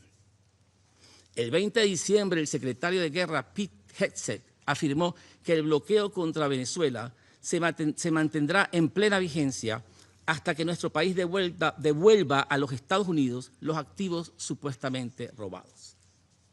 Todo esto significa que el gobierno estadounidense reclama como suyo la mayor reserva de petróleo del mundo, lo que sería uno de los mayores actos de expoliación en la historia de la humanidad. Esta absurda afirmación confirma que no hay límite alguno en la adicción del gobierno de los Estados Unidos por el petróleo y que todas las excusas esgrimidas en relación con nuestro país han sido parte de una cortina de humo. Es un plan de conquista y colonización que no tiene cabida en el siglo XXI. Un plan de extorsión que nos exige entregar a nuestro patrimonio y nuestro país a cambio de que las tropas estadounidenses no disparen contra nuestro pueblo. La afirmación descabellada, según la cual el petróleo venezolano pertenecería a los Estados Unidos bajo el argumento de una supuesta deuda histórica, no tiene sustento jurídico, político o histórico. Es simplemente inexistente. Ninguna creencia, y aún más una imaginaria, como en este caso, otorga a un Estado el derecho de recurrir al uso de la fuerza, ni mucho menos de apropiarse de manera unilateral de los recursos naturales de otro Estado. Aceptar tal lógica equivaldría a admitir que debido a la gigantesca deuda que los propios Estados Unidos mantienen con países como China, Japón o Reino Unido, pudiera justificar legalmente el ataque, bloqueo o total confiscación de activos y recursos estadounidenses, lo cual resulta evidentemente absurdo y contrario a cualquier orden jurídico. Conviene además recordar que en la relación energética entre Venezuela y Estados Unidos, ha sido Venezuela el país históricamente desfavorecido debido a esquemas comerciales y condiciones económicas injustas que beneficiaron durante décadas a la parte estadounidense. Venezuela se mantiene firme en la defensa de relaciones de cooperación energéticas basadas en la igualdad y beneficio mutuo, promovidas sobre la base de la igualdad soberana y el respeto para ambas partes. Se trata entonces de una de las proposiciones más deshonrosas y viles que hemos recibido en toda nuestra historia y la repudiamos desde lo más profundo de nuestro honor patriótico. La verdad es brutal y criminal. El gobierno de Estados Unidos amenaza con un ataque armado a Venezuela para satisfacer a las grandes corporaciones petroleras, particularmente a ConocoPhillips y ExxonMobil, pionera en el robo del petróleo venezolano. A los hijos de las familias estadounidenses se le ordenará arriesgar sus vidas para llenar los bolsillos de los accionistas de las empresas petroleras con miles de millones de dólares, mientras miles de familias venezolanas y estadounidenses son destruidas. Se trata de sangre por petróleo. Sangre por petróleo no es una propuesta noble, es indigna y es inaceptable. Guerra por petróleo es la propuesta de la muerte, la misma que le ofrecieron a Irak, a Siria, a Libia y a tantos otros. La conducta del gobierno estadounidense confirma la cínica frase de la propaganda de las guerras por petróleo que afirma, cito, es lamentable que Dios haya puesto el petróleo de los Estados Unidos en el territorio de otras naciones. Fin de la cita. Es la guerra de saqueo y pillaje con una bandera sacada del foso de los valores humanos. Debemos enfatizar que la propuesta del gobierno de los Estados Unidos, aunque fracase, constituye un atentado contra todo el sistema de relaciones internacionales y de manera especial contra el sur global, cuyos pueblos son considerados inferiores por el actual gobierno estadounidense. Este Consejo de Seguridad pierde sentido si el gobierno de los Estados Unidos persiste con su propuesta demoledora. Nadie está a salvo, nadie. No hay principios para regir nuestros países y nuestros pueblos. De allí la importancia de que este órgano pueda cumplir a cabalidad su mandato y a cuyos efectos exigimos condene explícitamente esta agresión en curso, desde las ejecuciones extrajudiciales hasta los actos de piratería. Exigimos también que adopte las medidas necesarias para que el gobierno de Estados Unidos repliegue sus fuerzas militares, ponga fin al uso de la fuerza y levante el bloqueo unilateral que ha impuesto contra nuestro país. Y por último, exigimos que se inicie un proceso de rendición de cuentas para sancionar estos hechos y prevenir su repetición. De lo contrario, se trata de la consolidación de un mundo oscuro, sin principios, sin ideales, gobernado por la violencia y el deshonor. Es el mundo sin las Naciones Unidas. Repetimos, Venezuela no es la amenaza es el incumplimiento del derecho internacional. El mundo sabe que de continuar la escalada de ataques armados, nosotros ejerceremos con toda determinación nuestro derecho inalienable a la legítima defensa, con arreglo al artículo 51 de la Carta de las Naciones Unidas. Afortunadamente, el futuro puede ser diferente.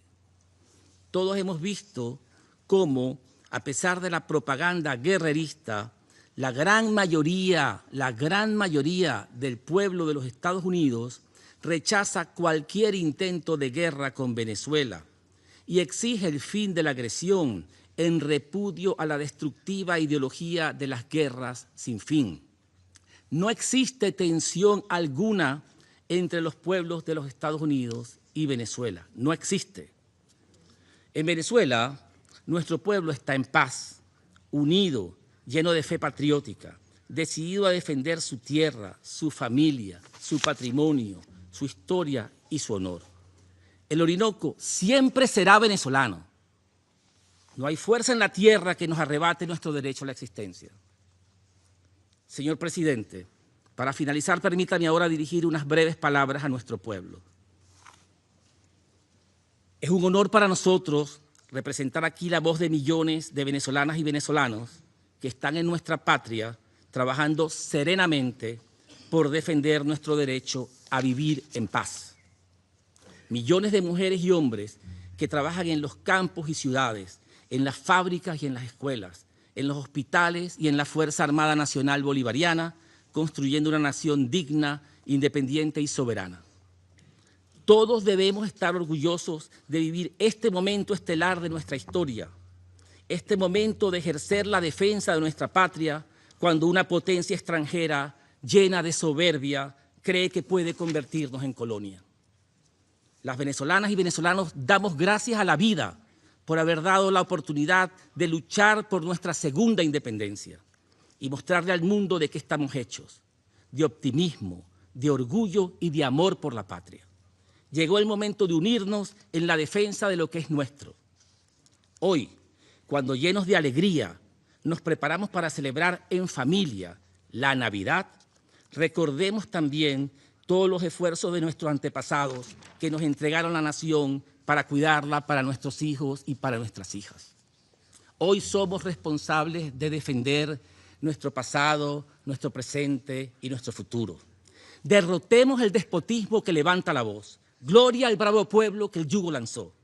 Hermanas y hermanas, Juntos venceremos. Feliz Navidad para todas y todos. Muchas gracias, señor presidente. I thank the representative of Venezuela for the statement. I would like to request the remaining 8 speakers to limit their statements to maximum 5 minutes if we are to finish the session within the allocated time. I give now the floor to the representative of Colombia. Señor presidente, quisiéramos agradecer al subsecretario Khiari por su valioso reporte. Las recientes actividades militares efectuadas por los Estados Unidos en el mar, así como las declaraciones públicas realizadas al más alto nivel por el gobierno de Estados Unidos, están generando tensiones en una región que, hasta ahora, se ha caracterizado por la estabilidad y la convivencia pacífica. América Latina y el Caribe se ha proclamado como una zona de paz, sustentada en principios claros: la proscripción de la amenaza y el uso de la fuerza, la solución pacífica de controversias, la promoción del diálogo y el multilateralismo, el respeto irrestricto a la soberanía y la integridad territorial, la no injerencia en los asuntos internos de los estados y el derecho inalienable de los pueblos a la autodeterminación. La escalada de acciones de carácter militar no solo incrementa el riesgo de un conflicto de mayores proporciones, sino que, a la vez de ser contraria al derecho internacional, socava los esfuerzos colectivos de prevención de conflictos y la estabilidad regional. Colombia rechaza de manera categórica cualquier amenaza de uso a la fuerza y el recurrir a vías de hecho como medio para resolver diferencias. Estas acciones, así como las medidas coercitivas unilaterales que no se alinean con la Carta de las Naciones Unidas ni con las decisiones de ese organismo, socavan el Estado de Derecho y no pueden sustituir al diálogo, la diplomacia preventiva ni a los mecanismos pacíficos de solución de controversias, los cuales deben ser la prioridad en toda actuación entre los Estados. Señor presidente, Colombia es plenamente consciente de que la delincuencia organizada transnacional, incluyendo el narcotráfico, constituye una amenaza significativa para alcanzar sociedades pacíficas e inclusivas.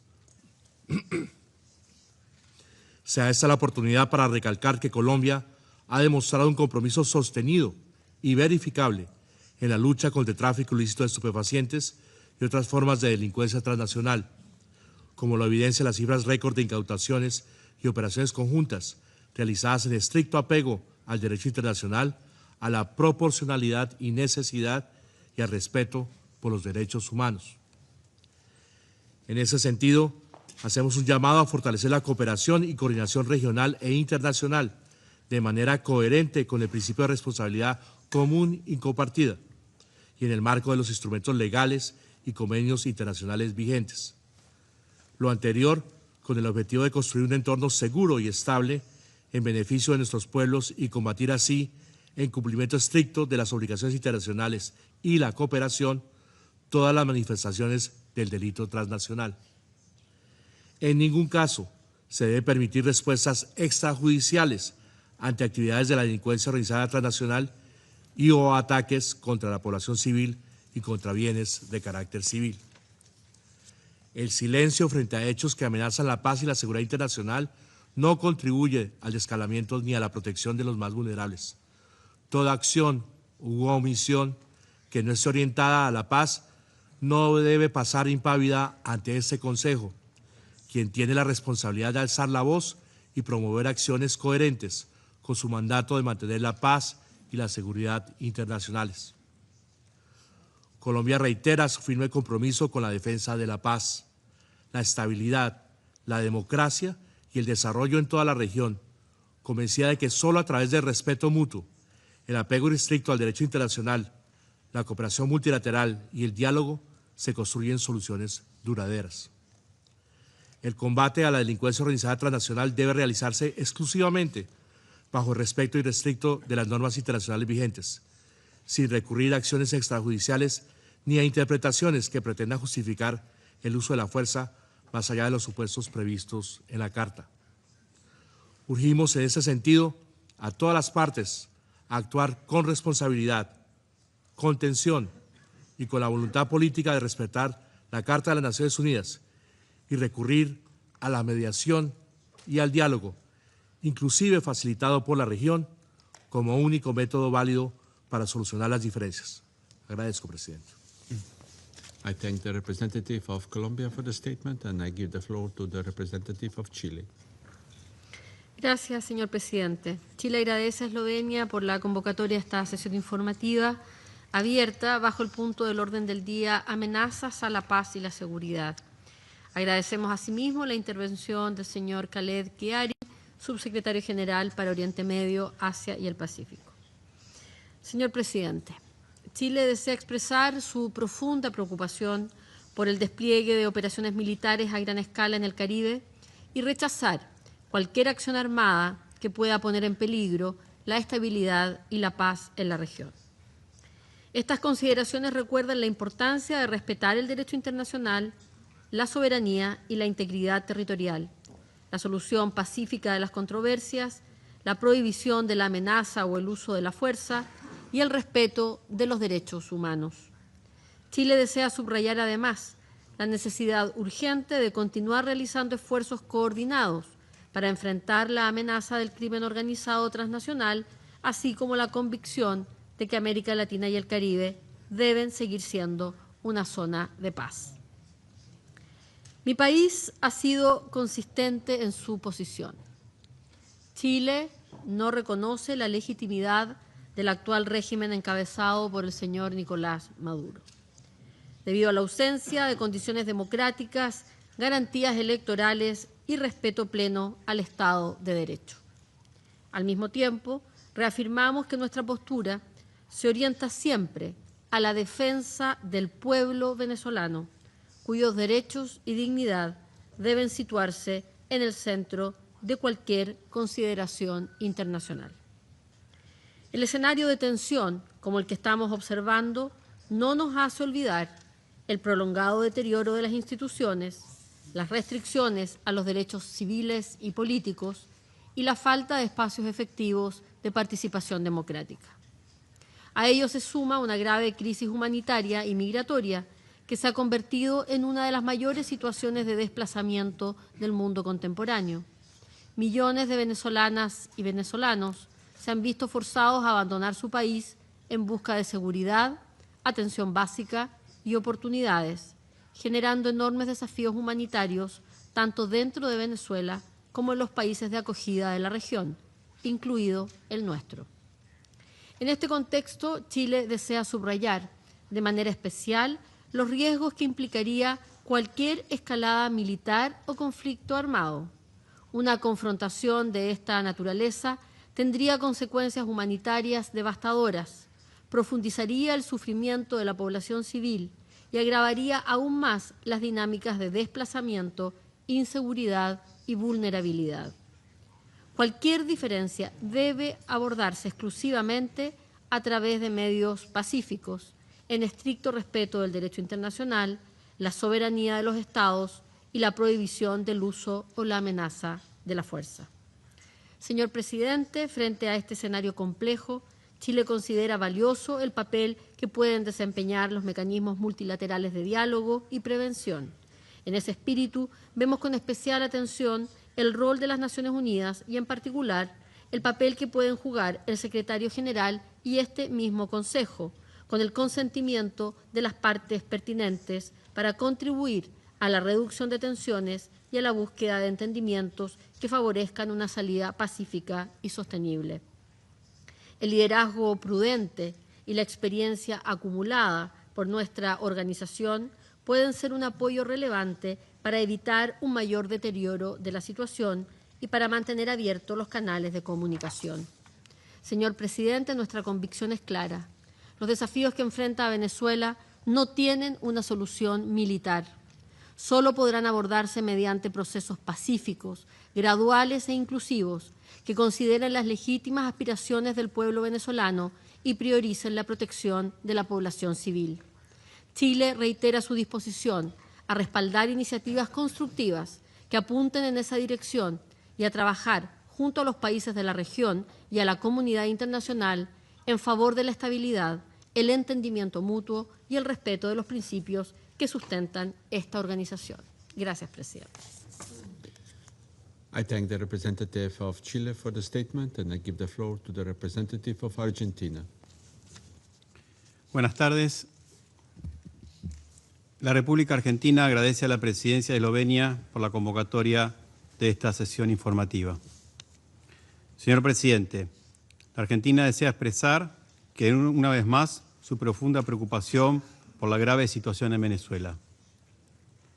Como ha manifestado en distintos foros, la Argentina considera que el régimen ilegítimo de Nicolás Maduro ha sumido a Venezuela en una grave crisis política, humanitaria y social, cuyos efectos trascienden el ámbito interno y repercuten negativamente en la estabilidad de América Latina y el Caribe.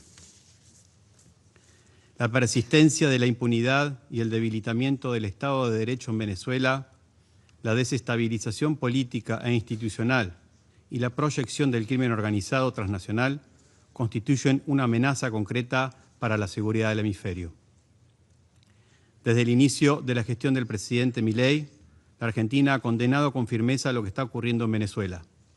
La falta de libertad, la violación sistemática de derechos humanos, las detenciones ilegales y la desaparición forzada de opositores políticos, ciudadanos venezolanos y extranjeros, e incluso de niños y adolescentes.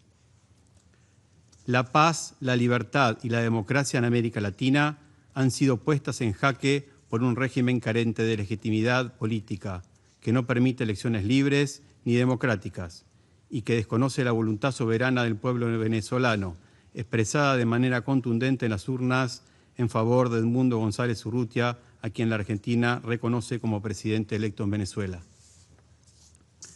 Señor Presidente, la ocasión amerita recordar que Venezuela se encuentra suspendida del Mercosur desde 2017 por violar el protocolo de Ushuaia sobre compromiso democrático.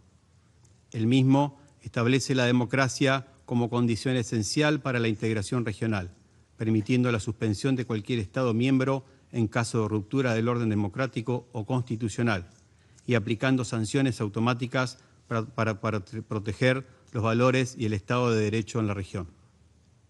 El restablecimiento del orden democrático y el respeto irrestricto de los derechos humanos en Venezuela se vuelven imprescindibles. En este contexto, el presidente Milei, en el marco de la cumbre de Mercosur del 20 de diciembre pasado, expresó: la Argentina saluda la presión de los Estados Unidos para liberar al pueblo venezolano.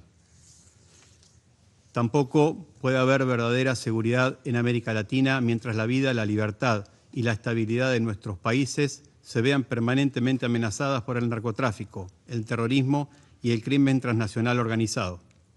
Estas redes se sostienen y se expanden gracias al amparo, la complicidad y la connivencia de regímenes como el que hoy impera en Venezuela.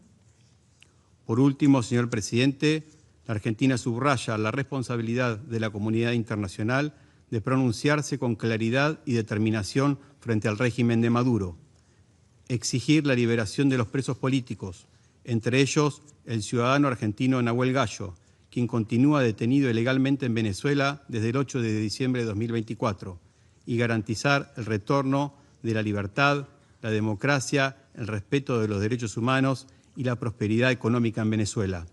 Solo de esta manera habrá verdadera paz en la región. Muchas gracias. I thank the representative of Argentina for the statement, and I give the floor to the representative of Brazil. Señor Presidente, agradezco la convocatoria de esta reunión de emergencia del Consejo de Seguridad y el briefing que nos proporcionó el secretario general asistente Khaled Khiari. Brasil es un firme promotor y defensor de la Carta de las Naciones Unidas, del multilateralismo y de la solución pacífica de controversias. También somos un vecino y amigo de Venezuela, con la que compartimos una extensa frontera terrestre y fuertes lazos históricos, sociales y económicos. Como en todas las cuestiones que este Consejo trata, el parámetro imperativo de su acción debe ser la Carta de las Naciones Unidas, en particular sus principios y disposiciones sobre la paz y la seguridad internacionales. Entre esos principios, la Carta establece la obligación jurídicamente exigible de no usar ni amenazar con usar la fuerza en contra de la integridad territorial o la independencia política de ningún Estado, sin perjuicio de lo dispuesto en el artículo 51 relativo al derecho de legítima defensa. Estos principios y disposiciones son vinculantes para todos los Estados miembros. No admiten excepciones basadas en intereses o proyectos ideológicos, geopolíticos, políticos, económicos o de cualquier otra índole. Tampoco admiten excepciones relacionadas con quejas o demandas de un Estado contra otro que deben resolverse pacíficamente, incluso recurriendo a la Corte Internacional de Justicia, órgano principal de las Naciones Unidas. Es igualmente incompatible con la Carta cualquier perturbación del comercio internacional de un Estado miembro mediante el uso, la amenaza y el uso de la fuerza sin la debida y formal autorización de este Consejo. Como ha seguidamente subrayado el gobierno brasileño, las medidas coercitivas unilaterales no tienen respaldo en la Carta de las Naciones Unidas y mucho menos pueden ejecutarse mediante el uso o la amenaza de uso de la fuerza. Las soluciones basadas en la fuerza son totalmente contrarias a la mejor tradición y a la opción firme, universal e irreversible por la paz que han adoptado América Latina y el Caribe. Somos y queremos seguir siendo una región de paz, respetuosa del derecho internacional y de las buenas relaciones entre vecinos. Señor presidente, en vista de lo anterior, la fuerza militar reunida y mantenida por los Estados Unidos en las proximidades de Venezuela y el bloqueo naval recientemente anunciado constituyen violaciones de la Carta de las Naciones Unidas. Por lo tanto, deben cesar de inmediato e incondicionalmente en favor del uso de los instrumentos políticos y jurídicos de amplia disponibilidad. Brasil invita a ambos países a un diálogo genuino, de buena fe y sin coerción. Como ya declaró públicamente el presidente Lula, su gobierno estará dispuesto a colaborar de ser necesario y con el consentimiento mutuo de Estados Unidos y Venezuela. Brasil también estará dispuesto a apoyar cualquier esfuerzo del secretario general en la misma dirección. El asunto que nos reúne hoy no interesa solo a los países de América Latina y el Caribe. Concierne a toda la comunidad internacional, ya que en última instancia el estallido de un conflicto en la región podría tener repercusiones a escala global. Es responsabilidad del Consejo de Seguridad, de todos sus miembros y de todos los estados amantes de la paz esforzarse incansablemente, sin temor u otras motivaciones, para garantizar que las diferencias que hoy debatimos se resuelvan pacíficamente. Muchas gracias. I thank the representative of Brazil for the statement, and I give the floor to the representative of Paraguay. Muchas gracias, señor presidente. La delegación de la República del Paraguay agradece a la presidencia y a los miembros del Consejo la oportunidad de tomar la palabra. El que nos ocupa hoy es un tema de gran relevancia y delicadeza, en especial por los esfuerzos que realiza la región, tanto en el sostenimiento de los gobiernos democráticamente elegidos, como en la lucha contra el crimen organizado transnacional, el lavado de activos, la trata de personas, el cibercrimen y el narcotráfico, que se cobran un sinnúmero de vidas inocentes y destruyen comunidades enteras en nuestro continente y en el mundo. La democracia, apreciados colegas, se construye día a día. Por ello, no podemos olvidar la situación que atraviesa Venezuela, cuya crisis migratoria y de seguridad desafían la capacidad de respuesta de nuestros países e incluso la estabilidad de toda la región. Hay que ser claros, el sufrimiento del pueblo venezolano es consecuencia directa de las acciones y medidas del régimen que gobierna ese país y no de factores externos o de terceros. El retorno de la institucionalidad democrática en ese país y la posibilidad de que las autoridades legítimamente electas asuman sus funciones constituirían un acto de justicia y un paso fundamental para la estabilidad regional. En ese sentido, el Paraguay desea expresar con absoluta claridad que no acompañaremos ni secundaremos acciones que pongan en riesgo la democracia, el respeto a los derechos humanos ni el orden constitucional en nuestra región. Nuestro compromiso es y seguirá siendo con los principios democráticos, el Estado de Derecho y la paz social. Señor presidente, en Oslo, hace apenas unas semanas, el Paraguay estuvo presente al más alto nivel en la ceremonia del Premio Nobel de la Paz, acompañando a los familiares de María Corina Machado. La causa venezolana es una que nos toca profundamente, ya que es un pueblo que ha visto sus derechos y libertades fundamentales decimados bajo un régimen dictatorial cruento. Venezuela no es un problema de los venezolanos solamente, sino que es y debe ser un problema del mundo entero y en especial de la región. Manifestamos así nuestra solidaridad con María Corina y a través de ella a todo el pueblo venezolano. Estamos seguros de que la paz y la libertad llegarán a Venezuela más temprano que tarde. Señor presidente, finalmente subrayamos que la lucha contra el crimen organizado debe continuar realizándose en el marco del derecho internacional humanitario y con articulación de los mecanismos de defensa de la democracia, los principios fundamentales del derecho internacional, así como la protección y la promoción irrestrictas de los derechos humanos y de las libertades fundamentales. Todos ellos, elementos esenciales para el proceso de integración regional, el desarrollo y la prosperidad. El Paraguay continuará trabajando en colaboración con todos los actores regionales con quienes compartimos estos valores de democracia y paz. Gracias, señor presidente. I thank the representative of Paraguay for the statement, and I give the floor to the representative of Mexico. Señor presidente, México da la bienvenida a esta sesión del Consejo de Seguridad para examinar la situación derivada de las crecientes tensiones en torno a Venezuela. Cuando la paz internacional se ve amenazada, corresponde a este Consejo asumir su responsabilidad y actuar, siempre en estricto apego al derecho internacional. América Latina y el Caribe se han caracterizado históricamente por ser una zona de paz, construida sobre la base del respeto mutuo, la solución pacífica de las controversias y la proscripción del uso y la amenaza de la fuerza. La reciente escalada de tensiones y el despliegue de fuerzas militares en el sur del Mar Caribe representan actos que ponen en riesgo la estabilidad regional. Es imperativo preservar nuestro espacio de convivencia pacífica, no solo como aspiración regional, sino como una contribución concreta y valiosa a la paz internacional. Conforme al artículo 2 de la Carta de las Naciones Unidas, ninguna diferencia entre estados debe resolverse mediante la amenaza o el uso de la fuerza. La historia demuestra que la amenaza o el uso de la fuerza conducen invariablemente a mayor sufrimiento humano y a la erosión del orden jurídico internacional.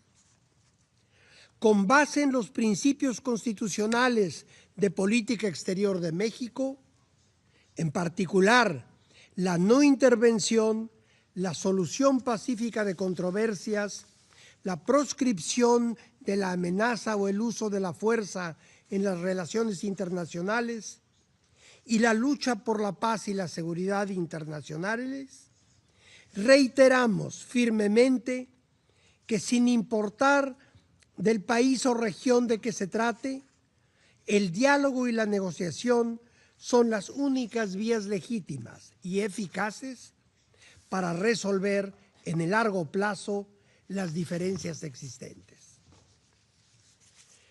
Desde 2019, el Estado mexicano ha mantenido una postura firme en favor de una solución pacífica, democrática y negociada para la situación en Venezuela, siempre en un marco de irrestricto respeto a los derechos humanos. Conforme a los principios constitucionales de nuestra política exterior, México reitera que corresponde exclusivamente al pueblo venezolano determinar su futuro político. Por ello, hacemos un llamado inequívoco y urgente a todas las partes a privilegiar los canales diplomáticos, actuar con contención, con cautela y evitar medidas que puedan agravar la situación. En momentos en los que está a prueba el valor del multilateralismo y el de la propia ONU, resulta indispensable recurrir a los mecanismos previstos en el artículo 33 de la Carta de las Naciones Unidas, orientados a la prevención de conflictos y a las soluciones pacíficas de las controversias. Esperamos también que este Consejo pueda orientar y encauzar estos esfuerzos de paz en cumplimiento de su mandato. Instamos también al secretario general a hacer uso de sus buenos oficios para contribuir a desescalar las tensiones, promover la confianza entre las partes, facilitar el diálogo y a generar condiciones que permitan una solución pacífica, sostenible y conforme al derecho internacional. Señor presidente, finalmente, y como lo ha manifestado ya de manera pública la presidenta Claudia Sheinbaum, México reitera su disposición a apoyar, como lo hemos hecho en el pasado, y en caso de que se le solicite, cualquier esfuerzo de facilitación del diálogo, mediación o acompañamiento que contribuya a preservar la paz regional y evitar una confrontación cuyas consecuencias son imprevisibles. Muchas gracias. I thank the representative of Mexico for the statement, and I give the floor to the representative of Cuba. Gracias, señor presidente.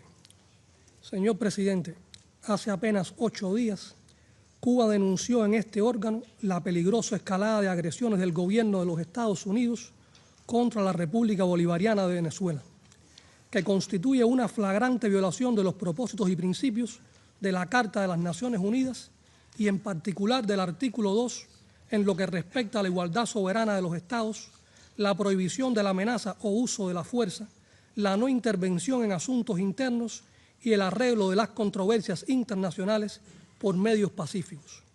Igualmente, quebranta numerosas resoluciones de la Asamblea General de las Naciones Unidas, especialmente la 2625 sobre los principios del derecho internacional referentes a las relaciones de amistad y a la cooperación entre los Estados, la 3314, que define el bloqueo de los puertos o de las costas de un Estado por las Fuerzas Armadas de otro como un acto de agresión, la 2131, sobre la inadmisibilidad de la intervención en los asuntos internos de los Estados y la protección de su independencia y soberanía, las resoluciones 79/144 y 80/110, que refieren la seguridad y protección del transporte marítimo y la libertad de navegación, así como las resoluciones pertinentes de la Organización Marítima Internacional.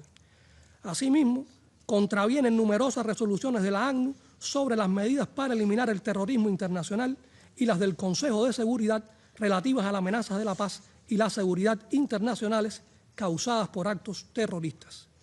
En menos de un mes, las Fuerzas Armadas de Estados Unidos han cometido varios actos de piratería y terrorismo marítimo contra buques petroleros y su tripulación en aguas internacionales del Mar Caribe, a lo que se suma la declaración de un bloqueo naval contra Venezuela.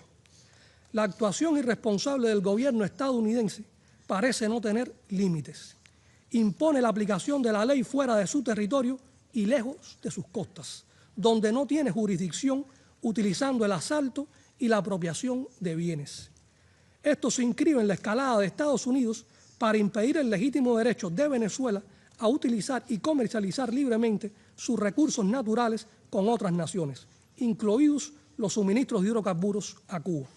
Estas acciones repercuten negativamente en Cuba y recrudecen la política de máxima presión y asfixia económica de Estados Unidos, con un impacto directo en el sistema energético nacional y, por consiguiente, en la vida diaria de nuestro pueblo.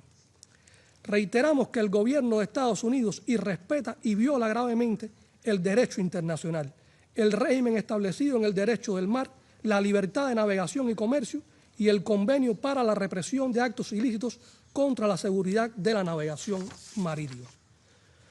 Como si no le fuera suficiente, de manera arbitraria, fraudulenta, unilateral y políticamente motivada, Estados Unidos designó al gobierno legítimo de Venezuela como organización terrorista extranjera. Se ratifica la falta de credibilidad de estas decisiones y la manipulación del terrorismo como un arma política. ¿Qué moral tiene el gobierno de Estados Unidos para estas designaciones cuando protege y financia organizaciones terroristas en su territorio, se niega a colaborar con países vecinos como Cuba en materia de terrorismo y habla abiertamente de acciones encubiertas y sabotajes de la CIA contra infraestructuras venezolanas? Solo persiguen aislar internacionalmente a la revolución bolivariana y chavista, aumentar la presión, escalar en una agresión con impredecibles consecuencias para la paz, la seguridad y la estabilidad de América Latina y el Caribe, y ampliar el exiguo apoyo a sus ataques ilegales. Resulta hipócrita que el país con el principal mercado de drogas en el mundo, desde cuyo territorio se financia este criminal negocio, promueva una guerra para supuestamente combatir ese flagelo en América Latina y el Caribe. Es claro que su propósito es justificar el costoso y extraordinario despliegue militar en la región con el que pretende agredir a Venezuela e impone su dominio hegemónico en el hemisferio. Alertamos a la comunidad internacional de estas provocaciones que buscan escalar aún más la agresión contra territorio venezolano y apoderarse de sus recursos naturales. Venezuela y cualquier otro Estado agredido tiene derecho a la legítima defensa conforme al artículo 51 de la Carta. Todo esto se suma a las medidas coercitivas unilaterales, la asfixia económica, las campañas de descrédito y los ataques contra importantes instituciones de este país que forman parte de la guerra psicológica y el aumento de las presiones por parte del gobierno de Estados Unidos para derrocar al gobierno venezolano. Señor presidente, la nueva estrategia de seguridad nacional de Estados Unidos, que incluye el llamado corolario Trump a la doctrina Monroe, pretende hacer cumplir la idea de que el hemisferio occidental es su zona exclusiva de influencia, valida la peligrosa doctrina de la paz a través de la fuerza y consagra la guerra cognitiva como política de Estado. Refleja en sí misma los enormes desafíos que enfrenta la humanidad y, en particular, la región latinoamericana y caribeña. El actual gobierno estadounidense y su proyección hacia la región transgrede los preceptos de la proclama de América Latina y el Caribe como zona de paz. La política del gran garrote y la diplomacia de las cañoneras, con su criminal prontuario de agresiones y atropellos contra los pueblos, pertenece al pasado de nuestra región. No podemos permitir que sea el futuro. Reiteramos el llamado a la comunidad internacional a detener esta escalada contra un Estado soberano.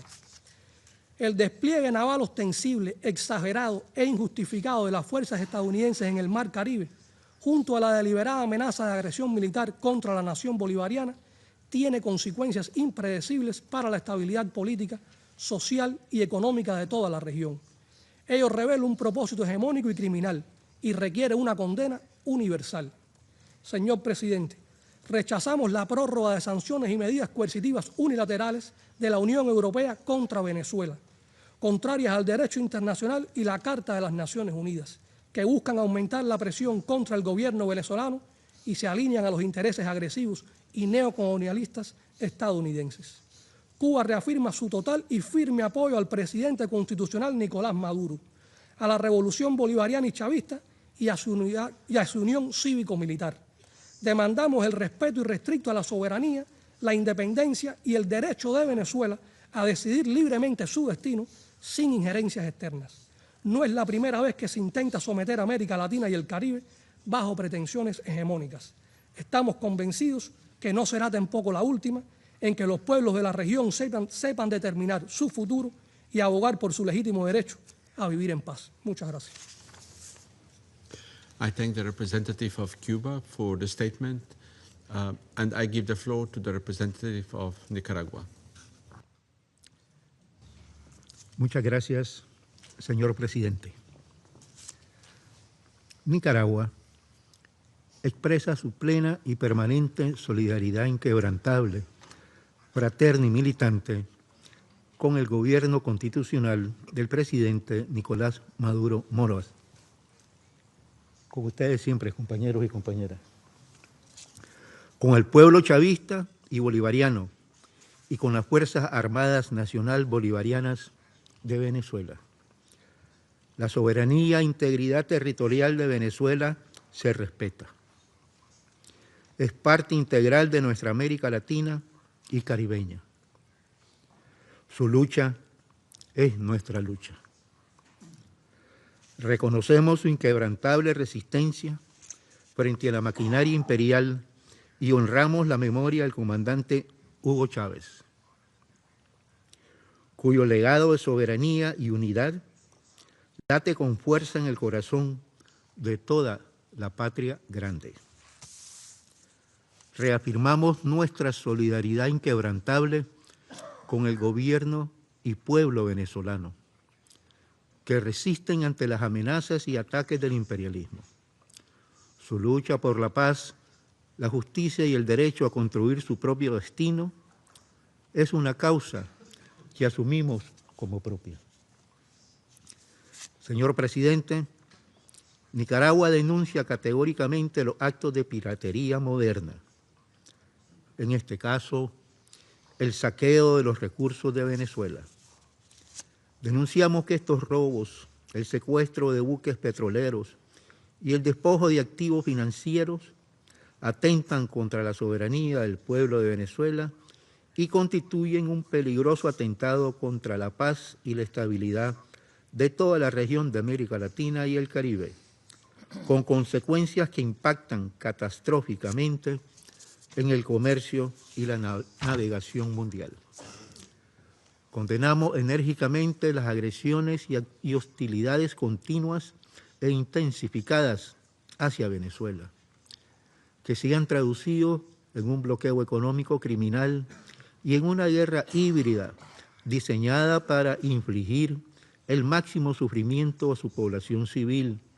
Estas acciones deliberadas buscan provocar el colapso de una nación soberana para imponer por la fuerza, intimidación y la hambruna un gobierno dócil y servil al servicio de intereses egoístas foráneos. Exigimos el cese inmediato del despliegue militar de Estados Unidos en nuestra región de América Latina y el Caribe. Esta presencia militar pirata es una amenaza directa a la seguridad de nuestras naciones.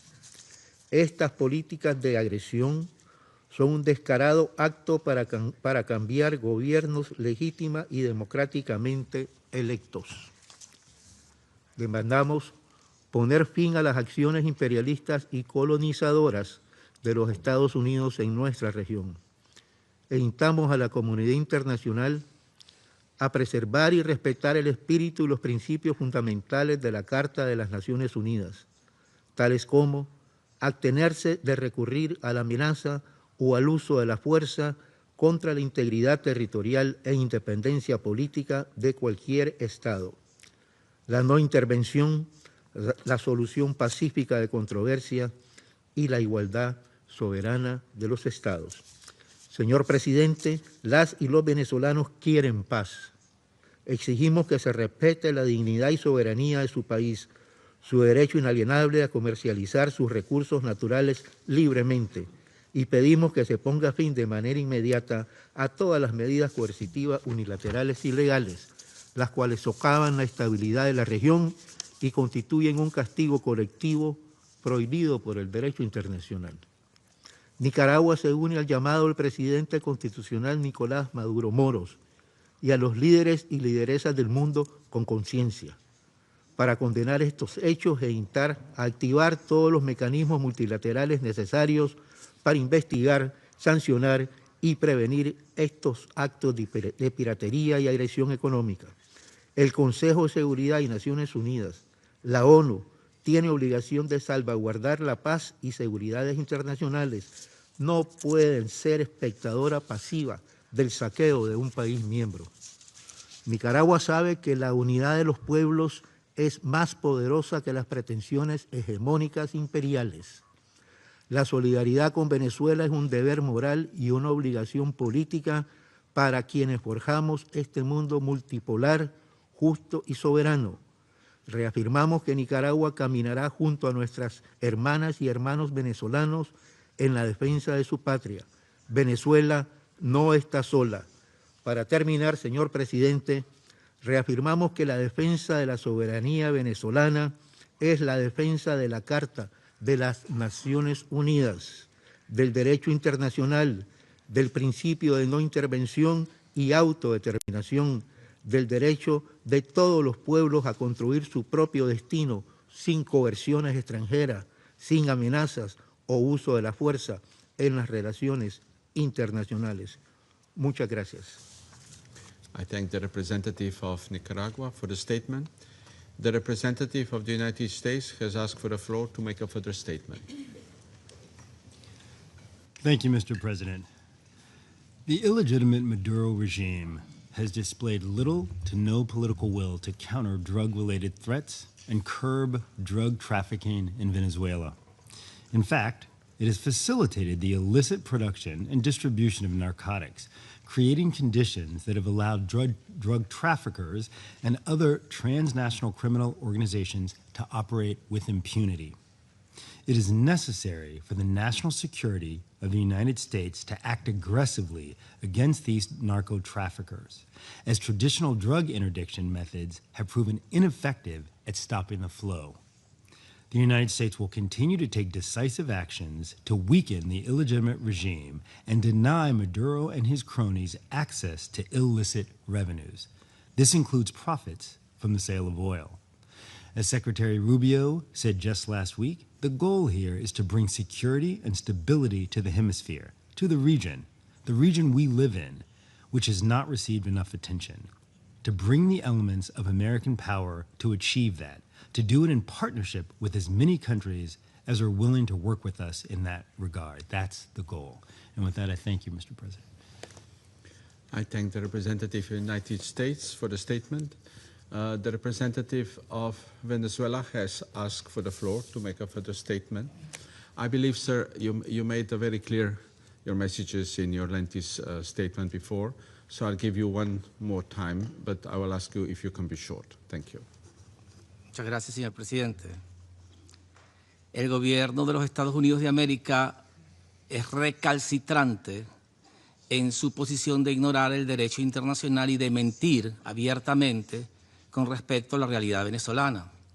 ¿Qué tiene que ver un barco de petróleo con la droga? Absolutamente nada.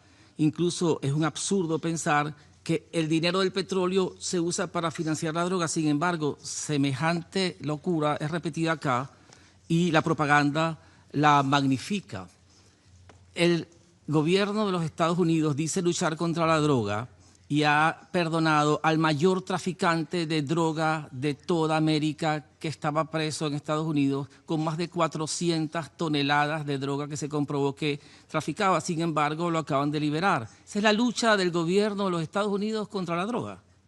El gobierno de los Estados Unidos no hace nada para parar su crisis enorme de salud pública cuando muchas de las drogas que se venden en Estados Unidos son fabricadas por laboratorios dentro de Estados Unidos. Muchos de ellos son grandes corporaciones farmacéuticas. Se trata, incluso cuando dice que el fentanilo es un arma de destrucción masiva, está tratando de copiarse, una línea sacada, copiada de la invasión a Irak, cuando inventa la idea de armas de destrucción masiva para que el público sea intoxicado y acepte un ataque armado contra Venezuela. Lo que hemos visto acá es que el gobierno de Estados Unidos no tiene jurisdicción sobre el Caribe. Cuando dice que va a tratar en sociedad con los países de la región para trabajar el tema de las drogas, precisamente los ignora y los aplasta e intenta imponer su poder en aguas internacionales, asesinando civiles inocentes. Esa no es la lucha contra las drogas, convertir fuerzas militares con el derecho de guerra contra civiles inocentes. Pero sobre todo, se le cayó la cortina de humo cuando dice que quiere toda la industria de petróleo venezolana. Lo dijo el señor Steven Miller, que le devolvamos las tierras, las minas, las tierras raras. ¿Qué tiene que ver eso con las drogas?